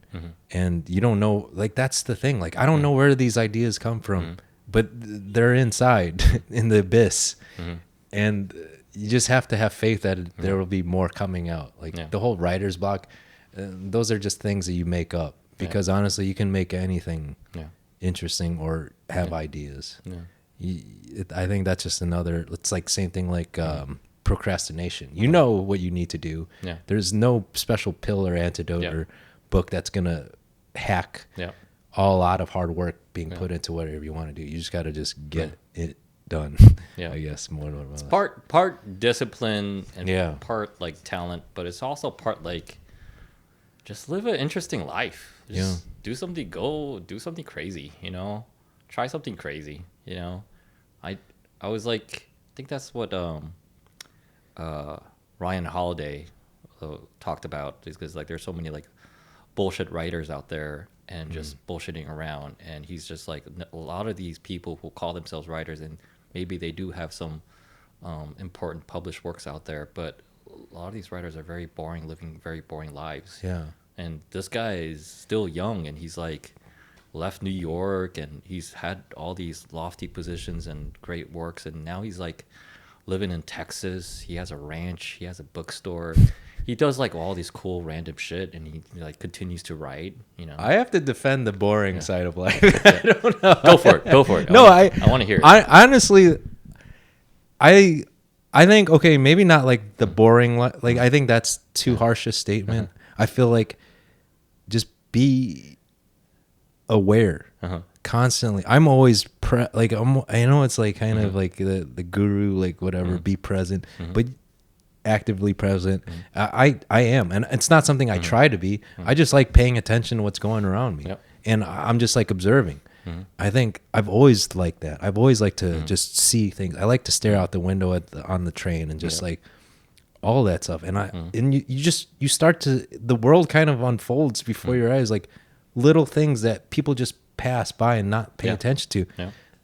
There's so many interesting things if you just look, you know, like that's what I mean. Like I live a pretty boring life, so to speak, but there's just things that I'll see and I'm like, oh, that's so wonderful. Like, yeah, and I have to say I'm more with you on that than the previous guy quoted, because one question that's been coming at me, I guess, because of what the world is like now and things that have happened, people keep asking me, why are you still in New York? Or do you ever think about moving? And I get angry about that. I resent that question on a superficial and a deeper level. Deeper level is like kind of like with you. It's like where it's like wherever you go. I think this is kind of like part of like the Stoicism philosophy, Seneca and things like that, where it's like wherever you go, you're gonna take your bullshit with you. Yeah, you can move to a new city. It'd be very fun. Try to get acclimated to a new home and that's fun for like the first month or the honeymoon phase. Exactly, first month, first year, whatever. But now I live in Denver. I'm a mountain high person, whatever. But then it's like, no, your bullshit will go with you wherever you go. Yeah, you go traveling to Greece, amazing holiday, but you're still a jackass, you know? Yeah. So it's like, okay, it's cool if I move and have a change of scenery. I've done that once in my life. I could do it again, but I don't see the point of it. But so that's a deeper thing. And superficially, like, I live in Manhattan. Like, it's not going to get more interesting than this, you know? I've lived in LA before, you know? So it's like, I had a good, you know? Like, I'm kind of cool right now. I don't need to move to, like, Portland or like New Orleans or it's going to be fun and interesting, but it's not going to be that much different. Well, this is home for you. Yeah. I think when people say that, ask you that question, that's their own projection. Exactly. Like, I don't even get mad anymore. Yeah. Because like, well, no one asked me like, why didn't I move out? So I haven't had that frustration to deal with. But I mean, at the same time, when people hate on New York City, I'm like, I don't get mad. I don't defend it. I'm like, it's probably just not for you. Yeah. It is for me, so I don't need to defend it. It speaks for itself. If there's a lot of bad with it, there's also a lot of good. But it's the same thing. It's like, how are you feeling inside? Because wherever I go, I'm gonna have to take that shit with me, like my baggage, right? So it's almost like you just have to make peace with everything. Yeah. And wherever you go, that'll be the same feeling. Yeah. So you kind of just walk, carry a light load, I guess, is that the moral of that story. It's just like, I mean, this city's great though. I love it here. I love walking. Yeah, same. It's one of my favorite things. Yeah. I know it's like basic, but I mean, trying to incorporate more walking to my life. Oh my God, walking! I'll walk miles, man, and it's, I don't know, it's just really good for your brain. Yeah, I mean, something about it. it clears it up. I was in LA for 11 years, just driving shit, everywhere and just hated it. Hated life. I love cars, but hating Well, not when you're going 5 miles an hour. having to own a car to just get around anywhere was just Slowly. such bullshittery that I just didn't realize. And then I would hang out in New York, see my sisters around here, as like, and hang out in Manhattan before I leave for LA. I was just like, I gotta move here. Yeah, So eventually I did. I do like LA a lot though. LA The is weather is on. LA is like it's Yeah. Mars. It's a very beautiful Mars. It's a different planet. Yeah, Yeah. When were you? Was the I last was time in there. I think it was last. Yeah, it was last year around this time, last March. Good. And Good it was- time to be there. Oh man, it was awesome. I just the weather, you can't beat that. LA? Yeah. And although, like, I don't know, the older I get, I was from Chicago originally, so, and then I moved here, and I've never experienced a winter without snow. Actually, this is the first This winter is without a very snow. LA-ish winter we're having. It's 58 degrees out right now. Creepy, dude. It's clear. It it's- is. Jesus is coming back. Let's Oh just my say. god! And yeah. the aliens. are Yeah. co- Yeah. Yeah. So many things are Yeah. happening. This is a very LA-ish winter we're having in New York. It's wild. So I guess I take that back. I've finally lived Yeah. in. Yeah. I've witnessed a non-snowed winter, and We got good weather. We got weird, yeah. cannabis stores everywhere. Yeah. This is getting to be LA. cannabis stores.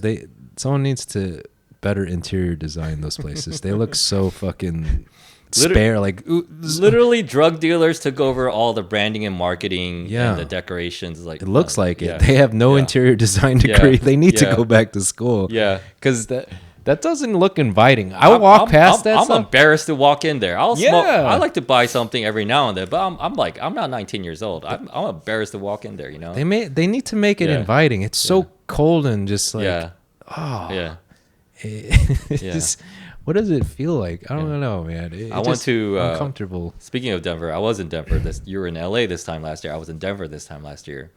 I just tagged along a friend of mine. It was like a crypto conference there, or whatever. Nice. But yeah, I checked out the biggest dispensary they had in downtown Denver, and it was really nice. Yeah. It felt like What did it look like in there? It felt like a little department store. Yeah. See. Yeah, it was like, and then the one of the clerks there, they're like, obviously there are people from out of town just checking out the wares. So the clerk there just like very politely gathers some people on. Let me just explain to everything to you. This is all the oils and stuff like that. Yeah. It's like a museum. See, I'm telling you, whoever listens to this podcast, Yeah. if you're in interior design, Uh-huh. do not look at houses to go go to the cannabis stores. They need help because that's the market you need to be hitting up because they need it. I don't want to feel like I'm high when I'm not high inside Yes. one of those stores. Like I'm looking at the caricatures. It's like, is this graffiti? What's going on Dude, here? I know what Neon lights. I'm confused. Oh my god, I know what it reminds me of now. Because back in the day, before the internet had porn, they had these fucking fireworks / porn stores out in Yeah. the boondocks. Yeah. That's the same Yeah. kind of feeling. You feel dirty when you walk in there. It's dirty. it's just so seedy. Yeah. And they need to make it more inviting. Yeah. Man. Yeah. So yeah. They need to make it for The 50-year-old that Yeah. just got into pot. middle-aged men. Yeah, the boomers, man. You got to Boomers. make it more Boomers. comfortable. They don't want to go in Have those some nice chairs. seedy like black lights. Like Yeah. what the fuck? Yeah, no, yeah. no, like, yeah. We don't need all the Z's at the end of everything on the walls. We don't need triple Z's. Man, yeah. Yeah. If I could go back to school, that should be interior design, man. I'm telling you, Yeah. that's the Yeah. what is it? The forecast predictor of like. Yeah. I can see it. I feel like I want to make. I'm too non-ambitious to learn how to interior design, but I'm putting it out there. Someone's Yeah. got to take that idea, please. Yeah. Please make them. I don't even smoke pot. I just Yeah. walk past it. I'm like, God Yeah. damn it! This It's a could be visual better." blight. Yeah. Yeah. It's like, come on, man. As far as living in the city, I'm like, oh man, we need to make these better. Yeah. They're so shitty. Yeah. Bodegas got nice personalities. Yeah. It's like Bodegas are, especially, man, there's some nice bodegas in Brooklyn. yeah. There's some bodegas that are like, wow, this is a miniature Whole Foods. This But- is really nice. But even the seediest bodega is like, all right, Yeah. I don't feel terrified. Like Yeah. this is Yeah. how it is. Yeah. But yeah, come on, man. Cannabis stores, man, Yeah. need to step up. It's not like bodegas are like, this is oat milk. Zzz. Yeah. Disease. I thought that, what was it, the Zaz? Yeah. Is that like Yeah. a chain? I It's- thought that was pizza, dude. Za. Yeah.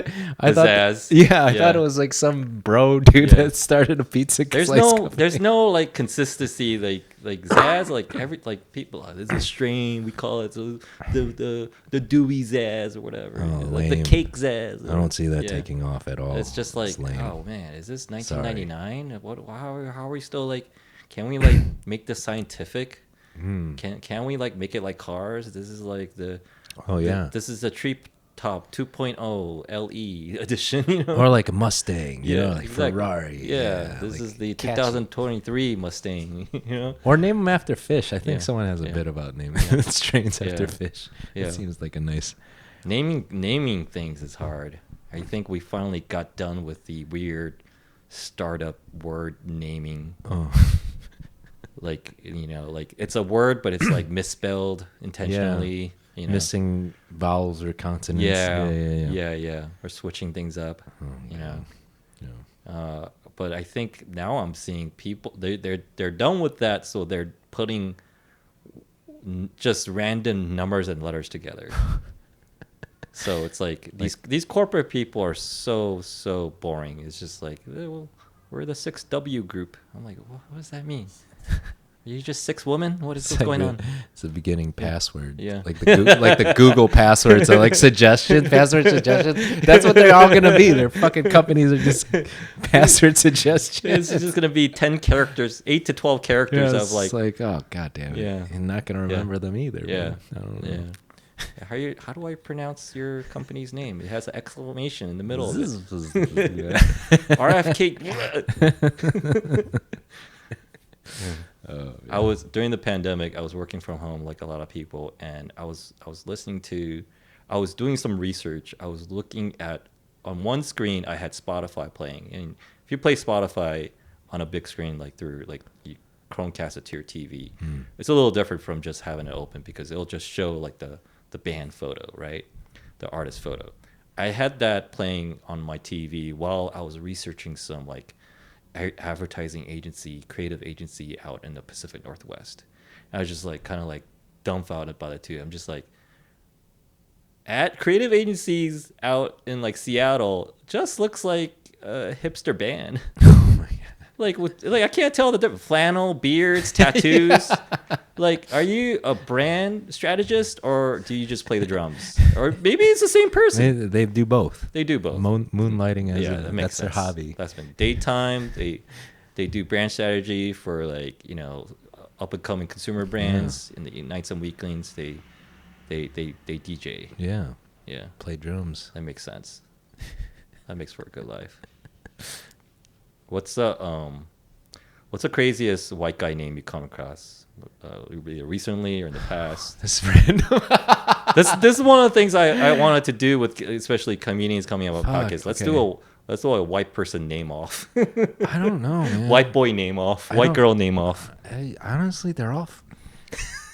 I don't know, man. I really don't. Nothing makes me more giggly than white people's names. Really? Like just like especially like modern especially if they're in their 20s, you know? Oh yeah. I don't know. I always think of the George Carlin bit where he talks about all that, like all the good names are gone. Yeah. And like Yeah. and then he goes on around about just like he really he lays into Tyler. But that's not, that's fine. I know a lot of Tylers. They're cool. Yeah, Tyler's but fine. then back then it was coming up like when it was like a lot of unpopular presidents' last Yeah. names, Tylers and Jacksons. I would say, I don't know. I haven't heard. Fortunately, I guess I don't know. I'm bad with names. I don't know. Like You don't collect names like I do. Like a Pokemon. It's like, oh, that's a cool white Is person. that That's is a funny. that what all those that's like, a- things are? No, but like honestly, okay. I thought of a bit like how I'm really bad at names, and it's because like as like someone who's worked in fucking restaurant industry for Yeah. like long ass time, my brain somehow doesn't hold information of a name. Yeah. What my brain is good at is memorizing orders. So like, dude, I could tell you what you had, like food, drink, like the Caesar salad with croutons on the side, dressing on the side, all that stuff to a T. Yeah. But if you told me your name, I fucking couldn't memorize it. And it's like, I came to this epiphany, like that's why I'm bad with names, because like my brain is just so heightened to like just memorize orders, because that's what pays the bills. That's more important than you don't get paid to memorize names. Yes. And I was bartending this off-site event 2 days ago, and I was like blown away how, because it was like for Fashion Week, it was like the people for clothing stuff, and there was a lot of people who didn't know each other, and they all immediately would say hello, and their names. I'm like, oh, you do that? That's how you introduce your yourself. Like I'm so used to not saying my name when I meet someone at work, because you know, giving. Also, I've learned this: if you give, like, I don't like when people ask my name when I'm at work, because it takes away the power that I have. What? Yeah, that's cool. It takes away the power that I have. Never heard someone say that. Because this is why sex workers don't give their names either. Like, you don't want them knowing. Like, you come strippers. Yeah, dude. Like, stage names. Think about it this way. It's like, I know why you're here. Yeah. Don't fucking play this game like you're trying to get to know me. Like, you came here to eat food or to bang. If you work in that industry. But like, dude, you come here for one thing. Don't fucking try and be my friend unless you've come here more times. Like, if you're a regular, I'll obviously we have a rapport. But if you just come out guns blazing asking what my name is, that takes away my power, and also it also takes away my ability to just check up on you, as opposed to like you beckoning my asking. You know what I mean? Like, because I'll immediately have to go to that person. So like that's why the power dynamic goes away. It's like, fuck, I don't like when they. But I mean, I'm gonna have to. I think I given fake names a couple of times, but you should go back to that. No, because have like work name. Have a work fake name. Candy. Like, No, but like I don't know. So I guess if I were to hear like a weird name that would annoy me, like, I don't know, Sage. I don't like that name. Sage. Sage is so lame. It's a Thanksgiving herb. That's the only time I hear about sage is like for fucking stuffing. Like, you got to get the sage for the stuffing, and that's it. That's the only time you'll ever hear that fucking herb. But then some people have their name says Sage. But that's so funny that for you as a service person, like, anonymity is like your power. It's that's because I can feel that, because I don't care. I like to have some kind of connection with the people I work with, so I go by Tommy. I'm most comfortable with Tommy. But sometimes I don't mind to be called Thomas or Tom, because like I don't care for that. Formal. Like, especially if I don't care for you, you call me Thomas or Tom, by all means, like, cool. Like, because like I kind of want to keep it at an arm's distance. Platonic. You know? Yeah, exactly. Yeah. That makes sense. Yeah, but it's just the Koreans have it the best way. They're like, Chugyo, hello there. You know. Yeah. It's like, we don't give a fuck.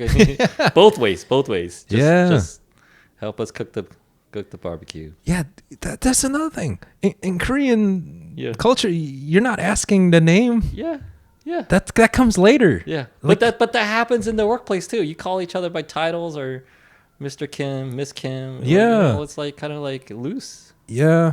I mean, I don't know. I'm very more like conservative when it comes to that. Like, let me get to know you through time. Yeah. Don't need to just jump right in. That's very Korean of you. Yeah. I mean that's it's strange. Like, I've been born and raised in this country, but the younger I was more brash and more like American, but at the same time, not. And I feel like the older I get, I feel like I take that back. I was more Korean when I was a kid. I was very shy, very like, well, like I wait till I was spoken to and all that stuff, like be very polite. But now as the older I get, I'm like very more American, where I'm like, fuck this, dude. And I'm like, I'm going to speak my mind. This is bullshit. But then in certain occasions, like, I will be more formal though. Like, at work, I don't really try and be like buddy with everyone Yeah. at work. I'm more just like, people think I hate them. Yeah.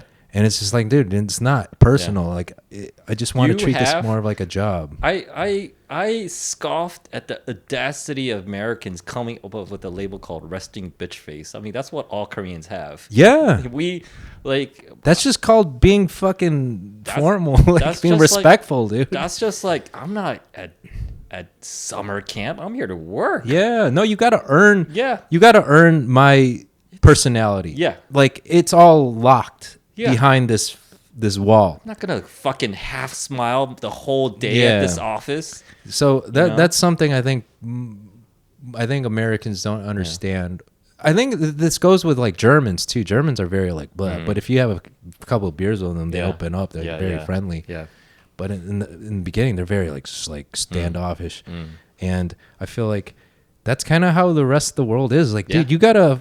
you gotta like fucking foreplay. You can't just jam in your fucking I'm Greg, blah blah blah, and just like fucking just expect them to yeah. be reciprocating. Yeah. Although I'm a hypocrite because I get fucking annoyed when someone's like that to me because I Yeah. consider myself like pretty friendly Yeah. off the bat. But if But someone's they- giving me nothing, I'm like fuck this person. Yeah, dude.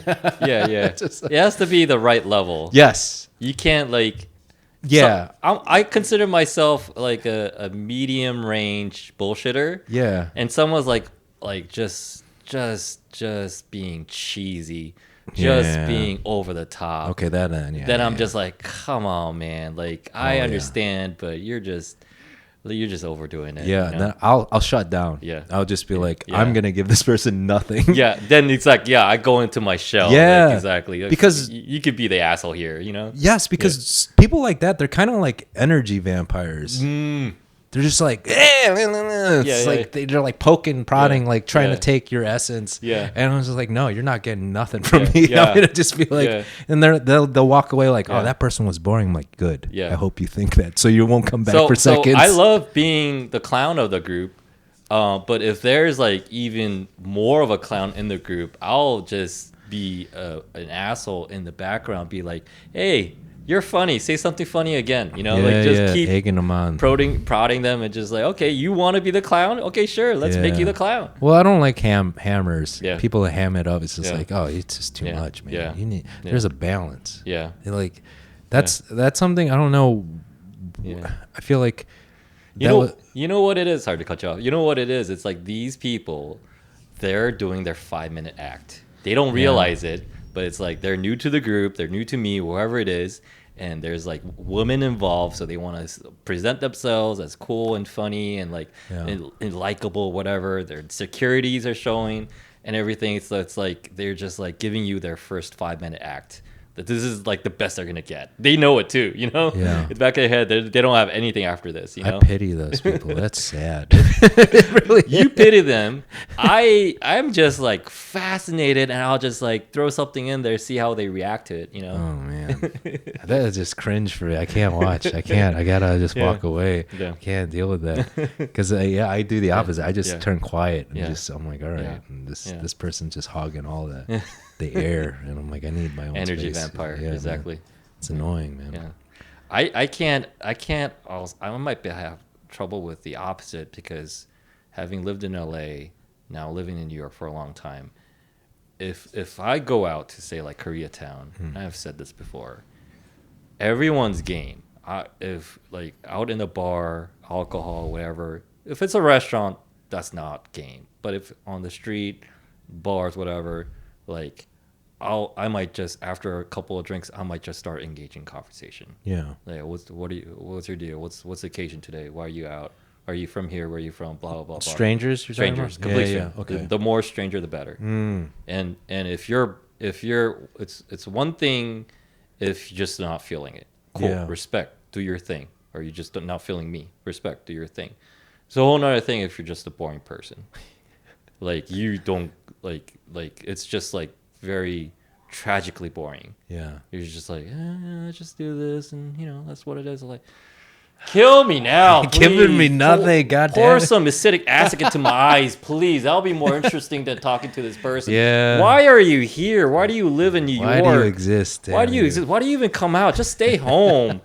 Like, girls I can understand. If you're a hot girl, okay, you don't need a personality, maybe. But it's like, if you're a dude, you're like another mediocre dude like me. Like, come on. Like, be a little wild. Be a little interesting. I will say though, it just all depends on feeling. Sometimes I'll feel like, oh yeah, I feel like more social, but then the other days I'll just be like, I just want to fucking drink and don't want to talk to anyone. Yeah. Like, please God, don't talk to me right Yeah. now. Like Yeah. if I'm by myself, Yeah. I just have that mantra. I'm like, Yeah. please no one talk to me. Just Yeah. like I just Yeah, wanna- sure. And then I'll play the dumb, boring person. But see, Like, I understand that if it's not a Friday or Saturday, you know. yeah, If okay, it's- that's a good If point. it's a Monday, Yeah, that's and a people, guy or girl. Yeah. I once saw a this good cute point. girl I knew, kind of a coworker, and I saw her, and I was with my boys. It was a Monday night. We're just some random place in Midtown. I saw her. It's like, if we, made eye contact, say hello, and it's just I realized it's a Monday. She's drinking by herself. Yeah. It's like, oh, she needs this by herself. Yeah. I'm not gonna hover Oh, over her. That's a good point. Yeah, Yes. yeah. So let that be the moral. If it's a Friday, Saturday, you should be. Yeah. That's social time. But Sunday, I'm a woodpecker. I'm just peckering your ears. Hey man, it's Saturday. What are you up to, man? Yeah. How was your week? What was life? How was life? But if it's a Monday, it's like, oh, yeah. shit. you Or need to- Tuesday, they need it. They need their It's a alone Tuesday time. night. You're Oh, having yeah. some brown stuff. You're going through some shit. You're having some brown juice. Like, Yeah. have That- more peace to you. Yeah, that's self contemplation. Absolutely. Yeah, man. Yeah. What's something about in West Coast? Maybe it's just all my age, but and the just idiot friends I had back then. But I came to New York, and if I'm out and I'm just gonna start going from 0 to 100 right away, just order like fucking Long Island iced tea or whatever. Oh my god. Yeah. I once ordered that early on into my time in New York. Yeah, see, that's the appropriate response. Early on into my New York, like a bartender was like, just looking around, just looking at me. Hey, come here.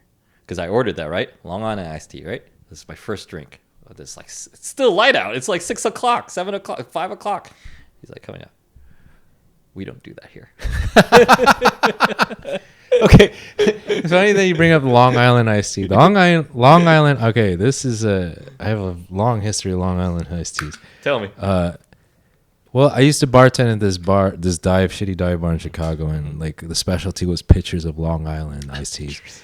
And I was born and raised in Chicago, so I was never familiar. Like, why is this Long Island? Why is it called Long Island? And then I moved to New York, Yeah. and then I heard about Long people Island. from Long Island. Yeah, Like, oh, yeah. this syncs up. This makes complete sense. It's their energy. It's very It's their trashy. mascot. It's trashy. Yeah. But no, it's not. Okay, it's not trashy. It's more like, dude, self-destructive Yeah. in a glass. That's Yeah. just. And people like, okay, so I guess you might hear someone make fun of people with like blue hair, like Yeah. pink dyed, like completely. Yeah. All like they're like that's like the red flag. Like there's something. That's how it is with the Long Island. I Yeah. see if you order that, hey, something. Yeah. You doing okay, man? Yeah. It's- So that's when thank God, more power to that bartender who set me aside, set me straight. I was like, oh, okay. We don't do that. And he meant it as like generally. Yeah. Like, it's like He was not like- that venue, not that bar. He's like generally. Yeah. That's He- not cool. He had concern. Yeah. Yeah. Because he saw the potential in me. Yeah. It's like I was still You're like, better what- than that, yeah, kid. He's like You're better he- than this that. boyish good looks back then. He's like Better than he knew I could do better. Yeah, He's yeah. like starting off Friday 5 o'clock with a Long Island SD because he's seen so much. Like Yeah. exactly what you're saying. He's seen so much how people were self-destructive with Yeah. that one drink. Yeah. He's like, yeah, we don't do that It's here. the road to hell Yeah, right there. yeah, Or yeah. a good time. Yeah, and then that's when I like that line set me straight because he didn't explain it. Yeah. Once again, he didn't explain it. Yeah. He didn't. He just gave me that baton. I just took it and ran with it. I understood. I walked in and ran with it. I understand what he's saying. He's like, oh. Yeah. So, but it worked because worked. I think he saw you as someone like, all right, Yeah. I don't need to explain to this guy, Yeah, but yeah. if I say it this way, he'll understand immediately. I mean, he put hook, line, and sinker. He put the the bait into the water, and I nabbed it. I was like, okay, I'll just get Makers on the rocks. then." There you And go. He's like, okay, that's much better. Yeah. You know. I mean, he could have made it for yeah. you though. Yeah. He was like your Yeah. life coach. So he's just like, oh no, man. He was probably seeing that I'm hanging out with a nice group of Asian people. Yeah. On early in the evening, he's like, yeah. Or he's just tired of the bullshit. Yeah, I He's just like, guess. I don't want to get this dude lit this early on. Yeah. I just started my shift, Have some self-respect. Well, oddly enough, people will order that where I work, and yeah. it's like this pizza place. It's Yeah. it's Yeah. a nicer Italian restaurant. sure. It's like it's very, Yeah. it's pretty. It's a solid joint. It's great. It's a great place. Uh-huh. And then every once in a while, someone will order fucking Long Island iced tea, and I'll look at them, and I'm like, all right, whatever. I was just like, all You're right, trying to whatever. get a gist of their energy is to see who they are, what they're going Well, through. If they order more than one, I'm like, oh man, they're Yeah. they're trying to Yeah. destroy themselves. I Yeah. don't know. It's Yeah. just you just know with one that Yeah. just leads to no good. Yeah. Like, yeah. I just think Is there any pattern, any similarities to the people that you've seen order that?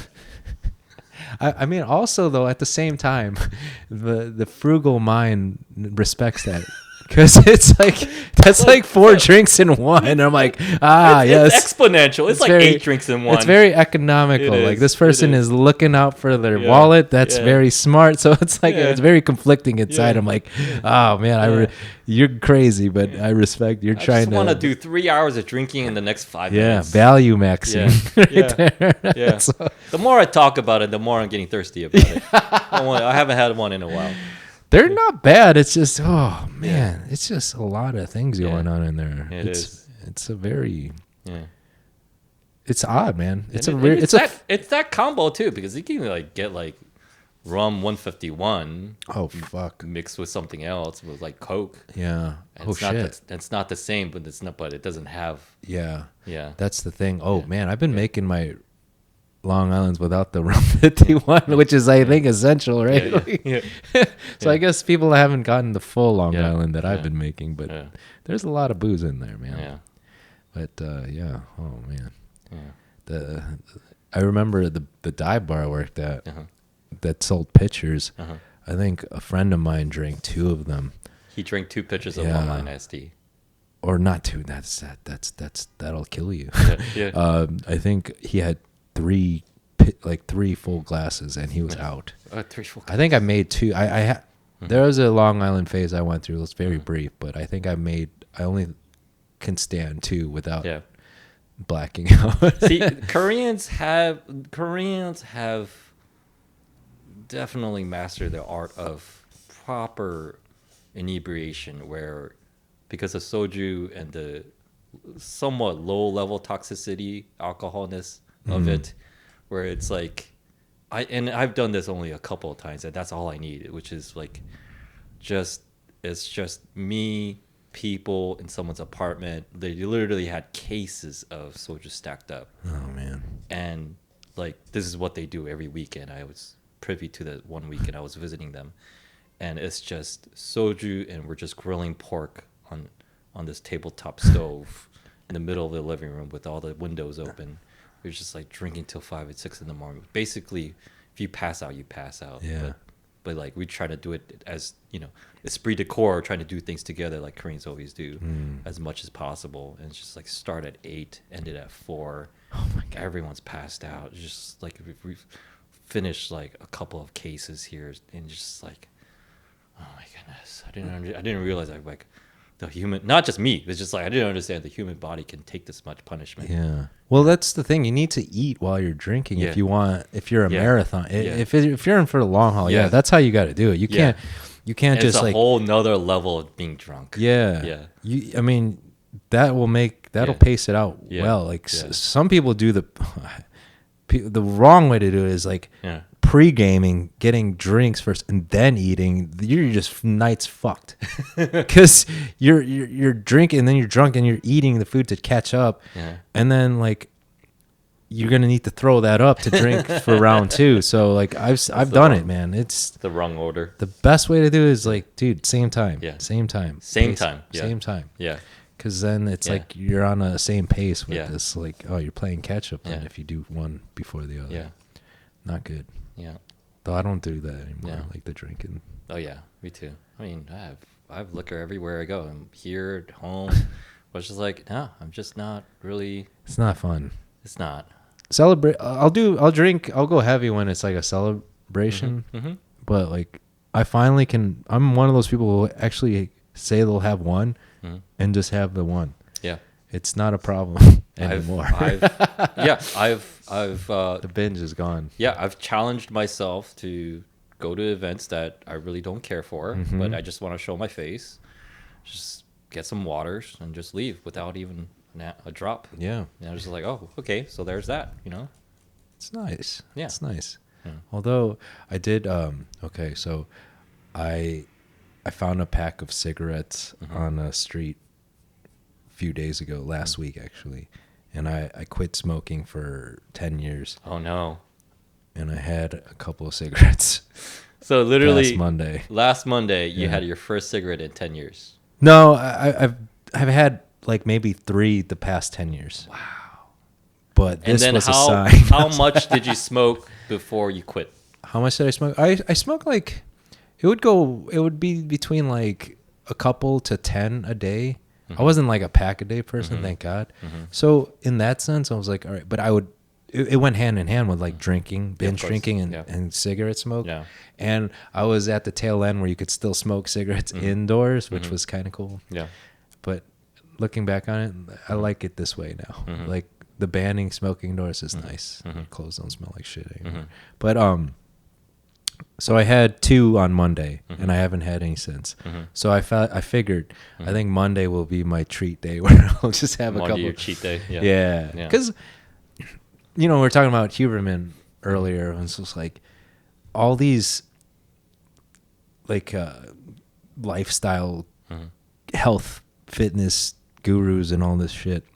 It's like I get it. I do try and live like a healthy life, but man, sometimes you just want to self-destruct. And so Something about vices. you need that. You can't And- just fucking go live this monk life. So you can't. I'm sure there's some people who do it like all Yeah. power to it, but like for me, I'm like, all right, man. I need constant change. Yeah. I need stuff. It's like I like being kind of like unplanned litness, unplanned getting high, and just because it's like, because then I realize, oh, I've been like living life. It's too high def. It's like 8K. It's too sharp and too crisp. Yeah. And I didn't realize it's like very fatiguing the whole time, and just like constantly making decisions and ruminating and worrying about things, and like having a pick me up, whether it's a cigarette or coffee or espresso. Yeah. Like people don't realize how much of a crutch caffeine is. I drink 2 to 3 times a week. I drink a red eye. And like even the baristas, the places I go to, is like, oh, they know me as a red eye guy. It's black coffee with a shot of espresso. And sometimes if I really like seeing what the other side is like, I like get 2 shots in there. And I'm surprised that it's still pretty rare. People after me are like, oh shit, he's getting a red eye.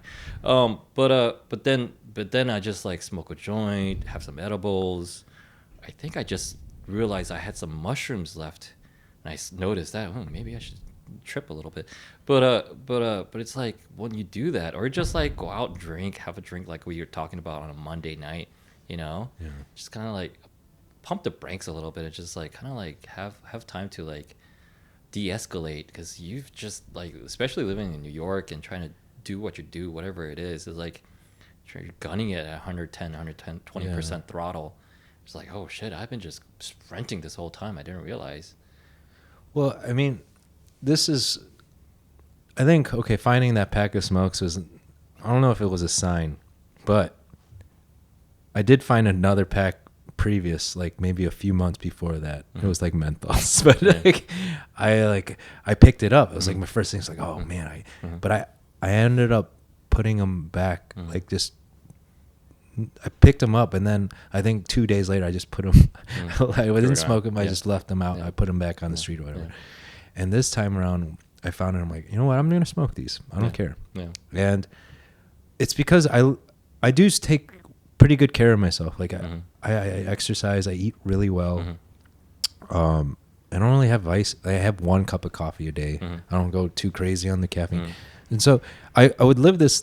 It was kind of boring. Mhm. Like you said, it was like Mhm. too high def. Mhm. It was, the clarity of mind it's nice. Don't get me wrong. It's just I'm like, all right, I need to fuck shit up a little.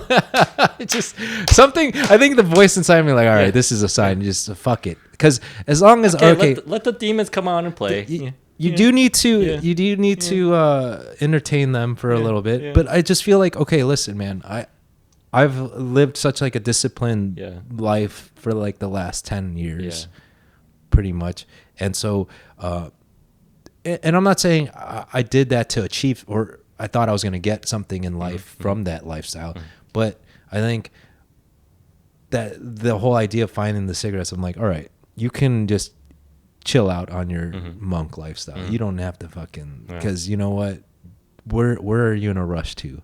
Like you're gonna reach this perfect body. You're gonna reach this Yeah. perfect state of mind because like Yeah. you've already had that, Yeah. and it's not gonna get any better. Yeah. And it's not, and it's like, dude, you've reached a level where you're in a good place. And so I'm like, yeah, I think I don't need vices like a cigarette, but I will enjoy it. Fuck it. And I know that I can stop when I want to, damn Yeah. it. So Yeah. it's like that. I Yeah. feel like now I know the bottom, rock bottom. Yeah. It's like the slippery slope. It's like, all right, now I know. But you can just indulge, you know? Going from binge drinking to just having one is like, man, that, I don't know. It's hard for people. I get it. But it was really, I don't know if it was hard for me. It just happened. I think it all comes from like having good habits. Yeah. Like the good kind, not. Yeah. So, I mean, yeah, just staying disciplined, that kind of helps. Mhm. But yeah, it's a battle. Yeah. As long as you just reinforce it. Yeah, I'll have a cigarette. I can't wait for Monday to come around. I'm looking forward to Monday. Yeah. It's my cigarette day. Cigarette day. Those are Nice. going to taste so stale. But whatever, you know. Yeah. Can't win it. You can't have it all. You know? I was always jealous of the camaraderie of smokers. Yes, it's nice. Yeah. It really is. I only do it, and I'm faking it. I can't even really smoke a cigarette. I still cough, but I have it when I'm drinking. Yeah, it's nice. Yeah. Yeah. It kind of goes really Definitely good. feel the head rush. Mm-hmm. It's like, oh, whoa, there we go. Yeah. Good morning. And you're like, hell yeah. Yeah. Yeah. See, these Yeah. simple vices are very good. You don't need to get Yeah. too Yeah. crazy with drugs, but good old Yeah. nicotine and alcohol combo, Yeah. that's all you need, man. Yeah. Feels good. Yeah.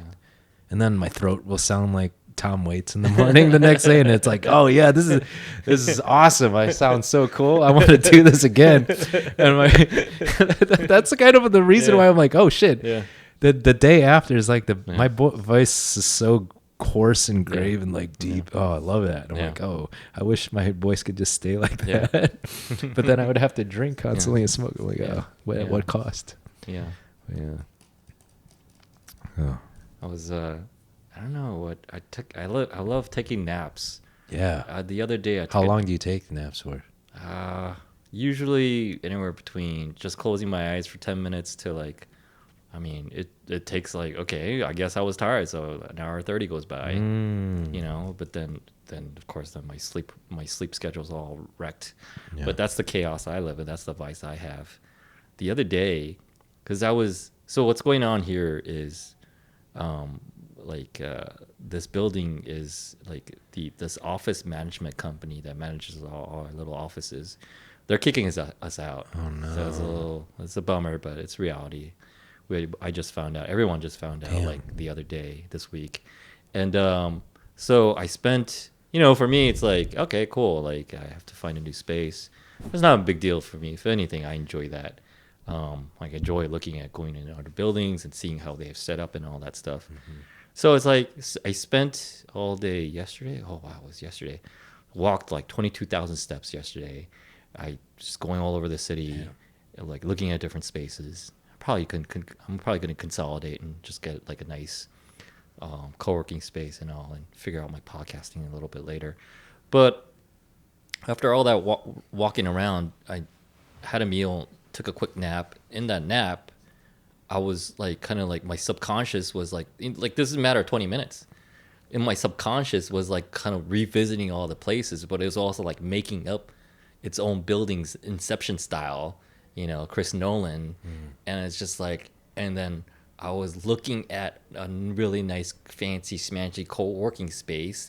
They had a balcony, and I just jumped off that balcony. And I just woke up. I was like, "Oh, that was really trippy. What was that about?" Yeah. You're not feeling suicidal, are you, buddy? No, Cry for help. No, I'm just everything's a cry for help. Yeah, but, that's true. But I'm just like, okay, that was really trippy. What's going on there? Subconscious, are you cool? Yeah. Do we need a hug from someone? Subconscious check. Maybe I should go get a hug from my dad right now. Yeah. So yeah, it was really weird, but it's like, but I definitely believe like the subconscious is just kind of like, it's repairing, but it's fucking around, and I definitely still get a kick out of it because it's like just weird dreams that just like happen just like that. Yeah. 20 minutes is the sweet spot for naps, to be honest. Yeah. For me, at least. Yeah. Like, even when I will like time it, Mm-hmm. I'll wake up maybe like a couple minutes beforehand, or just I'll feel refreshed. Mm-hmm. Like, yeah, like there's times when you might take an hour and a half, Mm-hmm. like because your body needs it, but 20 minutes, I feel like Yeah. I'm ready to go. Yeah. Naps are fucking essential, man. Yeah. I don't. People think Yeah. like I would. Sometimes my friends would think it would be weird because it would be like 6, 7 in the evening. They're like, "Oh, when? Let's meet up, whatever." I'm like, "All right, I'll meet you up as soon as I take a nap." And they're like, "Dude, that means you're gonna be out the whole night." I'm like, "No, I will be up, believe me." And then I would be like that. Yeah. 20 minutes. You're on it. I'm back. Yeah. Yeah. And they're like, "How Yeah. do you do it?" I'm like, Huh. it's easy, Yeah. man. It's all I need. Yeah. So yeah, you just gotta Yeah. listen to your body, but like, Yeah. it's really helpful. It's Yeah. good. Yeah. How many hours of sleep do you get? It varies from like anywhere between 5 to 9 hours. Oh shit, 5. Yeah. Oh, That's death. that's the one thing I need to like really like I should really, I'm getting a little bit older, and I think I should really like be greedy with sleep. Yes. Be consistent with sleep. Just give myself, like instead of like staying up late and doing bullshit, just like no, let's take care of yourself. Be good to yourself. It's so hard to do it though. Yeah. Yeah. I mean, but like the way I see it is I try and get 7 to 9. Mm-hmm. Usually I'll be fully functional if I have 8+ hours. Mm-hmm. But like I've tried to like get up earlier because I want to. I want to be Yeah. one of those early people, but Yeah. I can't because I've tried like on 6 to 7 hours, and the first couple of hours are hell. Like Yeah. I'm awake, but they're not productive Yeah. hours. I'm just like Yeah. foggy, Miserable. and just like waiting. Like I'm not Yeah. like jump out of bed Yeah. ready to tackle life. Yeah. Yeah. I'm not like that. So I'm just like, all right, nah. It's just like you gotta.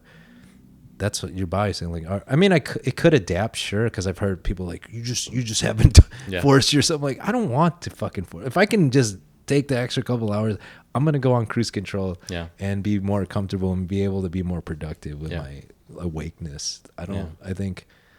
Yeah, I mean, the first couple hours is so shitty. Yeah. It's like, what's the point? I might as well Yeah. just go back to bed. But Yeah. like, you've ruined the whole Yeah. cycle. Yeah. What do you think about? Have you tried like to be like creative, write and stuff, think about stuff, work on stuff late at night? Have you tried to be? Are you a night owl? Have you tried to be a night owl? I'm a night owl when it comes to partying. I can't fucking come up with anything creative. Yeah. Like I've tried, Yeah. but I think there's something. I'm sure I think the brain is resilient in the sense that like it can be trained to Yeah. do that if I Yeah. just kept it. But I don't like to think at night. I like it in the morning. Yeah, I think so too. I think I'm there too, where it's like, it feels like I'm coming up with something new idea, or like, but it's all just like fumes, Yeah, late night fumes. exactly. That's And exactly. It what- feels yeah. good, but it's like it's just sniffing glue. Yeah, It feels good, Sniffing but glue it's is good. just no, it's not good. Just go to bed. Just go to bed. It's not good. No, I agree. Yeah. Like I would hear, I think it was like that French writer Balzac. He Uh-huh. would write at like fucking through 2 in the morning Yeah. or some crazy shit like that. Yeah. Like, that's insane. I listened on audio. This writer went out and just wrote down all the daily rituals of artists, writers. yeah. Yeah, and then there was something like that. I must have come Yeah. across that. where Bukowski wrote it late at night. Yeah, I'm like, I can't. yeah. And he was This- wasted when yeah, you were. I'm like, yeah, dude, yeah. I can't do that. Some of these people during like the the 1800s in Paris, like they would just start their day at noon, party all day, and start like whatever they're doing, writing, painting, whatever it is at like 1 a.m. But I think the advantage of doing that back in the day is like you didn't have all these electronic things to drain your attention.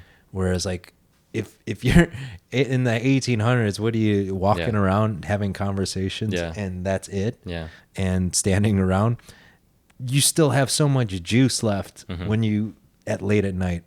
Like you said, fumes, man, because you have so many things just draining your brain power. Yeah. And by the end of the day, I got nothing. Yeah. Like that creative giddiness, that only happens when I wake up and have a cup of coffee, jump start, and like boom, I'm ready. Because like, and also just like that's your brain on full 100% Yeah. battery power. Yeah.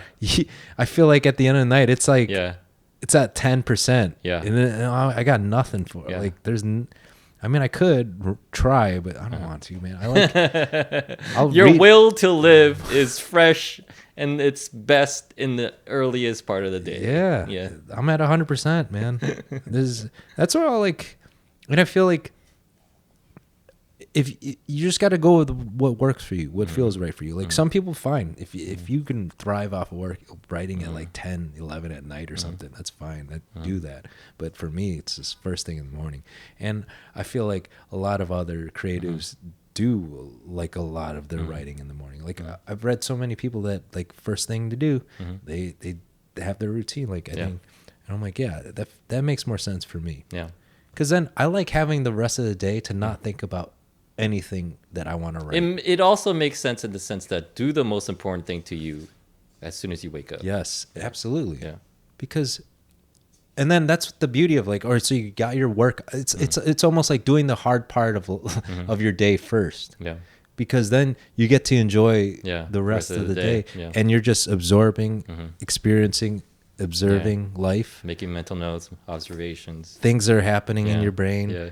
And then you sleep that off, and then it's back Back at it. back at it. And Yeah, I'm like, dude, that that's makes the sense. best. That's the best, man. That makes sense. Some people like to do the reflection. Like, Yeah. I don't know. I like to do in the morning. Yeah. I like reflecting the day after, because then it's set for a little bit.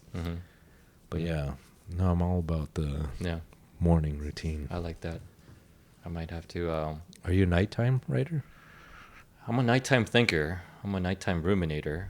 Trying to like curtail that, but yeah, I've been thinking about like I should get back into more morning journaling,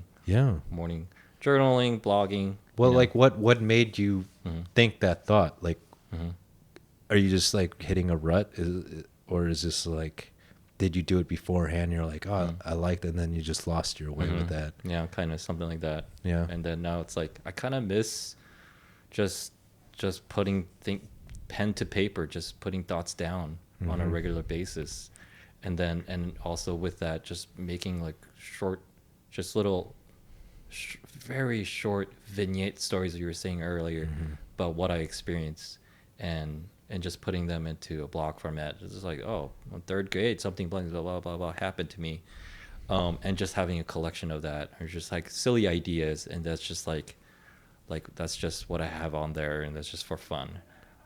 Just a place to like, it's like just a very loose portfolio, just rough drafts of everything, you know, because it's like that pyramid, that iceberg of like stuff, you know, and then just see where it goes, see what happens.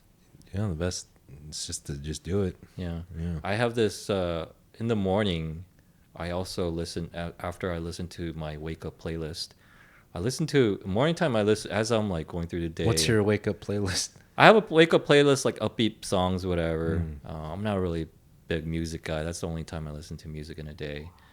But then once I'm up and at it, especially get to this office and start doing my day job stuff, like I listen to a lot of sports podcasts along with like Andrew Huberman and all that good stuff. Listen to a sports podcast, and it's been bugging me. Maybe I'm just old-fashioned, Bill Burr-esque. Like, women on sports podcasts annoy the hell out of me. Yeah, why? And I asked myself that. Why? Why is it? Because it's a boys' club? Because it's just like only men should be talking about what other men do? Isn't that gay? But I'm just like, no. And I found one specific reason why. Women who professionally talking and writing and commenting our sports will still go home and nag at their men watching sports. Wait, where is this theory coming from? It's very roundabout. Do you have like personal like a story from like that's a friend that's had a that sketch, that imagery of just this woman who just writes for ESPN and just is on air to talk about, you know, Kevin Durant traded to the Suns, all the little donk, and she comes home, she sees her loser boyfriend watching sports, and she loses her goddamn mind. And he's like, "What? I'm just supporting your work." She just like, "Oh, you don't get it. You don't get it, Bill." You know, and so I'm just like, they can't betray their nature, you know? Like, they can do that professionally, but their home is just like, it's just like, that's why it bugs me, because I know that, great, call it wokeism, maybe I'm a Nazi, whatever. But like, I know for a fact, like, they can't, like, it's like trying to get a guy to be, back in the day when there was a home shopping channel, when guys would be hosting those shows, those guys are fucking sellouts, you know? Because they'll be the exact same thing. They work all day for a home shopping network, showing all this bullshit stuff that no one needs. They come home to their wives who bought all this shit from Target, and the husband lose their goddamn mind. But you're just you're creating this imaginary fiction scenario. Jimmy, I live in anger. You're making these things up. You need to conquer your own dragons. I'm salty uncle. I need something to get angry about. Yeah, I mean, I want to make like little things, backstories where you're just like, oh, that makes me so angry. Yeah. But then it's like, that's very soothing. I mean, it's like giving a baby a pacifier. He's like crying. It's like, give me something to be angry about. Yeah, I don't know. To be honest, like I think it's just more like you feed the flames.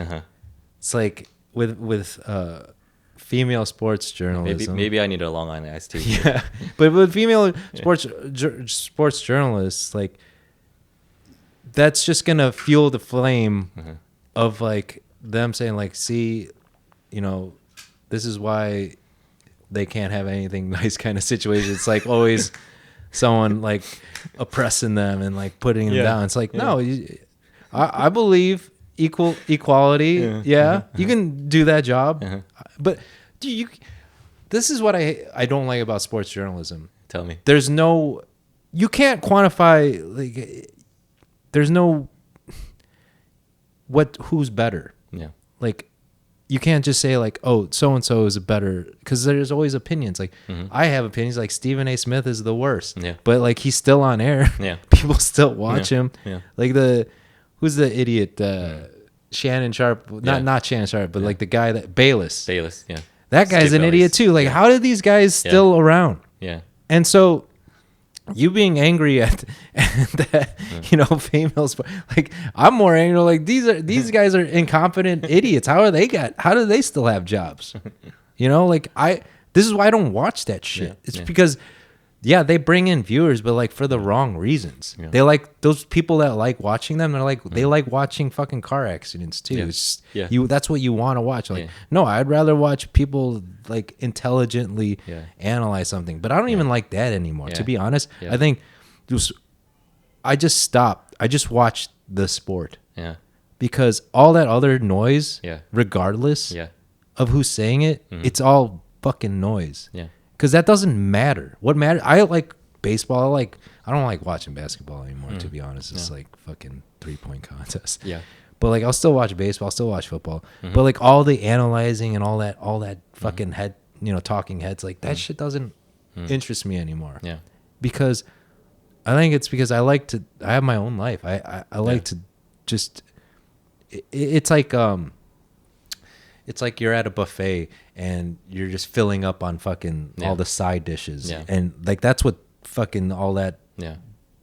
sports journalism is. It's empty carbs. It's empty carbs. Like Yeah. I want to watch. Like give me the roast beef. That's Yeah. the sport itself. I'll watch that. That is way more Give fulfilling. me the king crab. Give me the king crab. All Yeah. the king crab. And Yeah. you know what? Yeah. I will deduce from my watching it Yeah. how I take it, Yeah. and I'm not gonna be convinced otherwise Yeah. by some idiot that Yeah. I don't even like. Yeah. That's somehow gonna take up space in my brain. Fuck that. Yeah. No, it's like, and then I'll talk to other people, and the worst thing is if they start parroting these other fucking idiots that they've been watching, and that's what it is.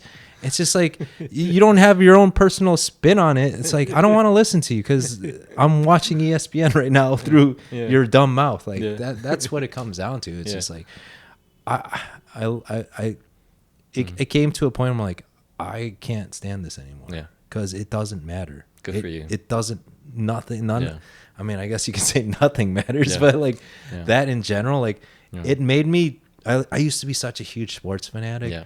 and I can't stand it anymore. Like I've gotten detached, fortunately, because I would live and die by like a team that I love Yeah. losing. I'm like, dude, I need a life. Yeah. I can't just Yeah. my happiness can't Yeah. be dependent on something outside of Yeah. my control. Yeah. And so I like watching it, Yeah. but I'm not gonna be miserable. Like Yeah. it's not gonna ruin my week if Yeah. you know the Bears lose, which they lost a lot of. Yeah. But Yeah. they had a good fun watch. Yeah. Justin Fields. Yeah, he's a good player. He's an interesting player. I'm kind of starting my my divorce with sports. good. Yeah, It's healthy. yeah, because it's fun, but it's also silly. Because yesterday I met someone. I had my Lakers hat on, and I met someone who was also a Lakers fan, and we started talking about it. And I'm just not like as updated as I used to be. Yeah. And but we still had a good time, so it was a nice little male bonding sesh. Yeah. But still, I'm just like, yeah, I really don't care. Yeah. Yeah. I mean, the Lakers are. I Yeah. don't know what's going on with them Yeah. too. It just. Yeah, I mean, yeah. My best friend. We one of our foundations of our friendship was solely on sports, Uh-huh. and now it's just because we enjoy each other's yeah, company, yeah, and it's evolved past Yeah. the whole bonding over sports. But Yeah. at the same time, I'll text him like, "Oh, what's going on with like Yeah, the yeah. Bulls or something?" And he's just like, "Dude, I'll be honest, I haven't been following it." I'm like, "Good, thank God." You're relieved to hear I'm that. relieved because Yeah, yeah, it's just yeah. like, dude, we both moved on Yeah, from that, and yeah. it's, dude, that's what it is. It's like there's a time and place for it. Don't get me wrong. I think it's great. I'm not a fucking hater. I'm not a nerd. Be like, sports are Yeah. the worst. It's like, Yeah. no, they're amazing. Yeah, It's like I am in awe of like people that can do something that most people can't, even though that's not something of their choosing, I guess. Mhm. I don't know, but it's fascinating. I don't know, I enjoy it, but yeah, to let it dictate your life, your happiness, ooh, that's Ooh, yeah, or I mean, even worse, like gambling too. That's a Yeah. whole bag of worms too. Yeah. Like it's bad. Yeah. It's not good. So Do you feel blessed that it doesn't seem like any of like addictive vices have really consumed your life that much from what I'm hearing? Do you feel that you're blessed that you didn't like fall into the pitfalls of any addictions? yeah, I don't know, man. I think about that a lot. Do you have people close in your life or friends that have fallen to that? Have you seen that? Fortunately, not. I mean, like word of mouth, like Yeah. maybe like Yeah. like a cousin's friend, but who I never met, like had problems with drugs and so like I've I've done drugs. I've done I binge drink of all this stuff, but like I don't know. See, this is why I very like I don't want to, because this is only my experience. Like I only can talk about what I've gone through Sure. and how I apply that, as opposed to someone else. Someone else can be struggling with addiction and like that just. And I'm not saying, oh, you should just tell me that. Like that's cruel. Like Yeah. I try and be empathetic. Yeah. Like everyone's different. Yeah. And I just sum it up as I'm very grateful and lucky. Yeah. I don't know how else That's to it. explain it. That's it. Because I don't want to think about it. Yeah. Because, fuck, dude, I guess I am. I got away with. I'm lucky, man. I honestly, the amount of drinking I did, I should have been like a full blown alcoholic, but I just one day I just stopped doing it, and I'm like, oh, okay, cigarettes, same thing. Although I'm back, but no, like a week, but no, but like, I don't know, man. I don't. There are things I can say and be like, I can like hustle and like lie and say like read a book and be like, this is how I conquered Yeah. addiction, Yeah. blah blah blah. Yeah. It's like make your bed every day, Yeah. which I did, which helped. I mean, I don't know, just having things. I don't know. I guess the way I look at it is just finding little joys that aren't, self-sabotage. Little like things that make you Yeah. and find your purpose. I guess like I like doing comedy. That was like my that was my shining star, I guess. Nice. Because like a lot of comics don't drink, Yeah. or like, I mean I don't know. It seems like it these Yeah, days. they it's like all the open mics, like everyone's getting the club soda, man. Yeah. Like I don't know. I think and also before I started doing stand up, I would read books on like comedy and stuff. And one of the pieces of advice was like, don't get drunk before you go up. And I was like, that stuck with me. I'm like, that makes perfect sense. Like, you don't want to rely on something. If you what if you become good and you're drunk? It's like, oh, you're marrying. You're relying on something, and it's performance enhancing, I guess maybe. Yeah. But yeah, ever since I read that, I'm like that stuck with me. So I was just like, all right, if I want to be serious about this, I kind of have to. Unfortunately, I got my partying out of my system before I started to do stand up. So I'm like, by then I was like, yeah, that's gonna be a walk in the park. But I mean, at the same time, it costs you camaraderie with your fellow peers that are like starting out at the same time. Like I was kind of like a lone wolf kind of guy, because I would just like do my stuff and then leave, because when I didn't smoke cigarettes and when I didn't like drink, it was like not a hang. So I mean it's not good or bad, it's just the way it worked out for me, I guess. But I don't know, eventually I made friends. It was nice. But, There you go. How long have you been doing comedy? about 6 years, I want to say. Yeah. Started at 35, which is the time when most people stop, I guess. I don't know. Yeah. I mean, all the people that I remember at Mike's, they're like 10 years younger. I'm like, fuck. This feels like the old man in a community college class. Like, I'm here to learn. Yeah. I really did. I cared. Yeah. But, and then I guess it helped that I looked young. And so it's just like you kind of blend in. Yeah.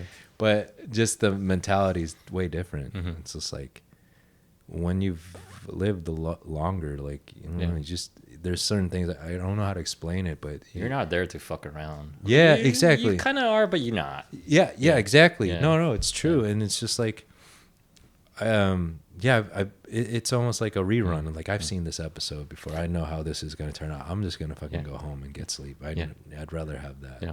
Because that's going to be more fulfilling than a night out that you're going to forget. Yeah. Yeah. Even though, don't get me wrong, dude, those are the best times. Yeah.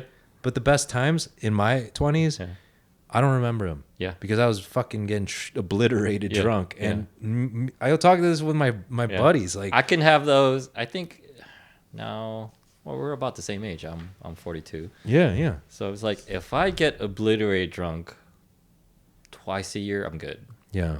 That's good. Even that's a lot. That's twice a year. Obliterated drunk, Yeah, we're yeah. blackout, and it's just like, Because and, it's painful. yeah, it's like then I need like day and a half to recover. Oh, my God. Yeah. Yeah. I mean, Yeah. it really just, it's almost a reminder like, oh, this is why I don't still do this. Yeah.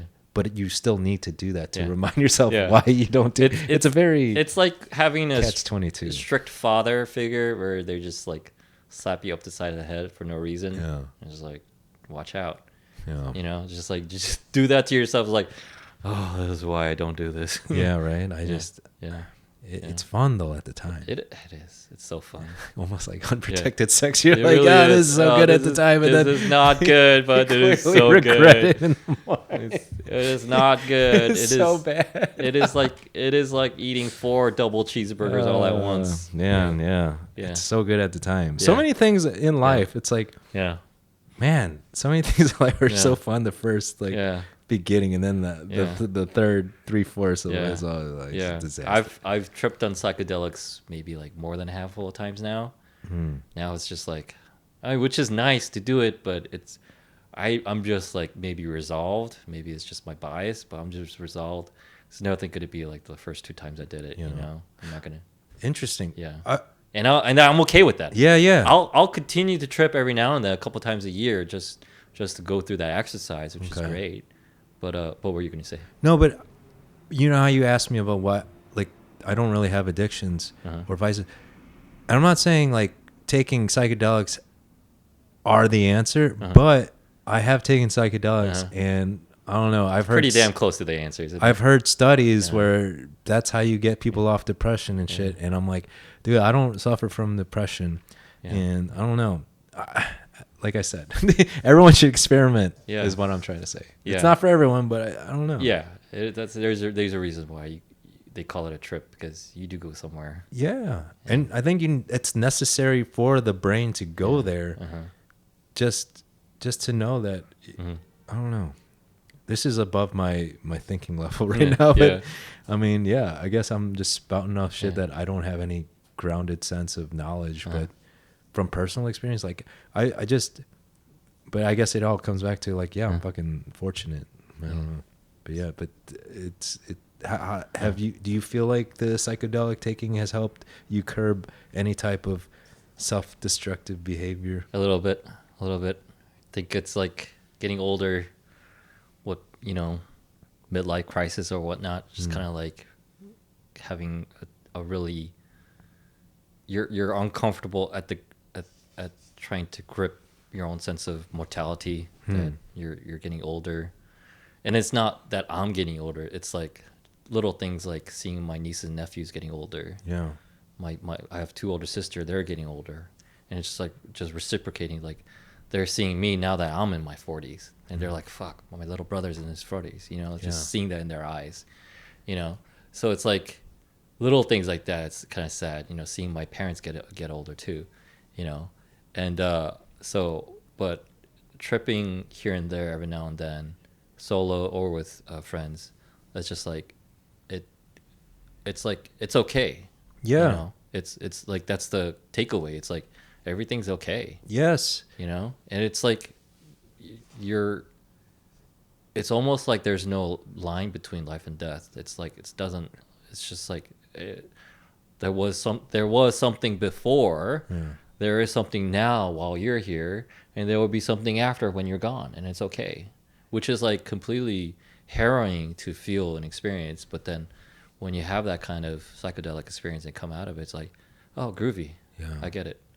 I mean, like I'm a huge Alan Watts fan, and the whole idea of, I think what you're to add on, like it's okay. It's like I used to just grab onto life and like thought it was like this thing as long as I held on really tight. Yeah, the nothing- tighter you hold on to, the better it is. Yeah. And it's like, no, it's the opposite. It's like it's okay. Just you got to release because you got to release, man. Chills. Because think about it this way: if I hold a stick and I'm like holding it tight, like, dude, my hand's gonna get tired eventually, and it's just gonna.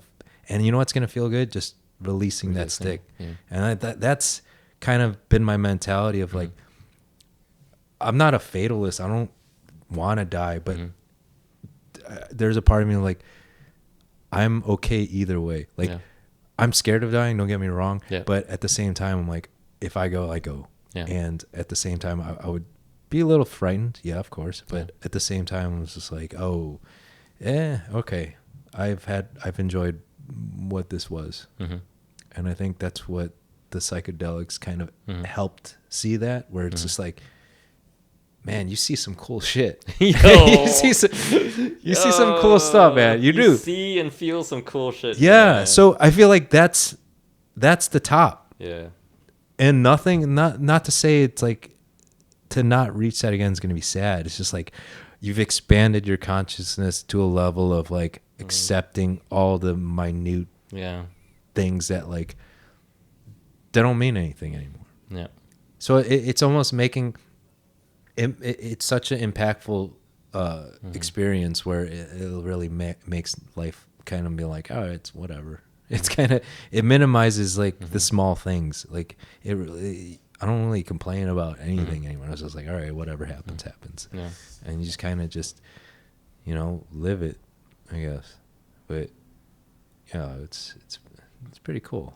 I look forward to my next trip. I don't know when, but it will happen. I took some acid, and I was in Central Park, and I noticed as I was feeling it, I noticed there was a girl just because it was a nice day, and there was a girl on the lawn just by herself reading a book, and she's just like chilling, and that was just a painting to me, like a painting cut out from just what I was seeing in reality. Yeah. That it's like it just doesn't get better than that right there. What she has right there, just Yeah. not a worry in the world, just sunbathing, getting some rays, reading a book, and just enjoying for the whole world what it has to offer, and just being in it and being grateful. And I just, as I was tripping, I was just like, that's pretty dope. Yeah. It's in the moment. Yeah. And just to touch on another thing, one of my favorite Alan Watts like things he talks about is like if everything was if the most important thing was the end of things, like you wouldn't, if you're enjoying a song, you're not fast forwarding it to the end. You're fucking listening to the whole fucking thing develop, and you're with it as it goes along. And that's how life should be taken. Like, don't fucking think the end goal of anything. Like, dude, you gotta enjoy what's going on right now. It's like that's when you. He put it perfectly. It's like that's how you listen to a song. You don't fucking fast forward to the last part that's better than maybe whatever. You don't just watch a movie for the last 5 minutes. Exactly. You gotta watch that thing unfold, man. Yeah. Because you're missing out. Yeah. Even if it is boring, you're missing out. I like to take my dad out to. He likes to watch movies every now and then. I take him into a movie theater whenever he can. But he has a hard. Sometimes he has a hard, which like a lot of people do, I guess. If you're not really like keen on watching a lot of Western Hollywood stuff, I guess. Oh. But yeah, a lot of movies just kind of, what's that term? They just end it in the like it cuts to black. Fade to black. At the end, and it's like somewhat inconclusive. Okay. But that's the story, right? And he had a hard time with this. Like I think a couple movies back to back we saw, at the end of each movie, he's like whispers, because I'm like translating for him at the same time. There's no like caption or whatever, so it's like I'm translating for him at the same time, key plot points, whatever. So then at the end he cuts to black, and he just sits. We're just kind of sitting there seeing the credits roll and just kind of taking it in. And then he whispers to my ear, and he's like, and then what happens? It's the most adorable thing that my dad does. Your dad would not like the series finale of Sopranos for sure. and then what happens? And so the bit is now he works for Marvel. That's the bit. Yeah. Just keep pumping it out, keep recycling stuff. Jimmy, bring us to a nice landing here. Give us. I always allow my guests to give us some concluding thoughts. Anything, everything, questions, answers, observations. I guess. Man, I don't know. Get enough sleep. That's so good. Get enough sleep, and everything will be better if you get enough sleep. Get enough sleep. Yeah. Because I feel like if you get enough sleep, it kind of sets the day up for success. You're less grumpy. You're in better mood. Yeah, that's it. Have you read that or heard about that one? I think it's Matthew Walker. He wrote a book. It's called Why We Sleep or something. I've heard of it. Yeah. Yeah, It was he's like really popular on the podcast. Yeah, Rogan circuits. and all that. Yeah, Maybe yeah. even Huberman and all Yeah, that. yeah. And it was like pretty like wow. Like it's like you're actually like killing yourself slowly if you Yeah. if you don't even Well, I mean, you're killing yourself slowly, regardless. I mean, that's just living. Yeah. I try to tell my mom. My mom's been the last 20 years of her life. She's been on this binge of like that's bad for you. You know, like Yeah. everything's bad for you. Yeah, I mean, Yeah, like- everything is bad for Yeah, you. It's like yeah. you get to a point where there's so much Yeah. information out there that you don't want to do anything. Yeah. Because everything is going to Yeah. have a negative effect. Yeah. And so you just got to fucking just go. You got to go. Sleep and go. That's Sleep and go because it. and you're going to learn on the way because if it's like reading an instruction manual and not fucking playing the game. Like you're Yeah. too busy reading instead of just Yeah. having you got to get out there. Yeah. And that's it. Yeah. Both, I guess. I don't know. Maybe. Yeah, get enough sleep. Sleep and go. Sleep and do. Sleep and fucking go for it. Yeah. Sleep and do. Yeah. Everything else will unfold. Yeah. Don't fast forward the song. Nice. Yeah. Don't fast forward. That's the title of the episode here. Jimmy, thank you so much. Thank you very much, Yeah. Tommy. It was a pleasure. Awesome. All right. Whew. Good stuff, man. Thank you, my little lab rats and your little lab coats, for listening to this entire episode with the one and only Jimmy Ong. Please give him a follow on Instagram at Pizza Jim, Jim. That's probably the best way to see his work and to see what he has coming up.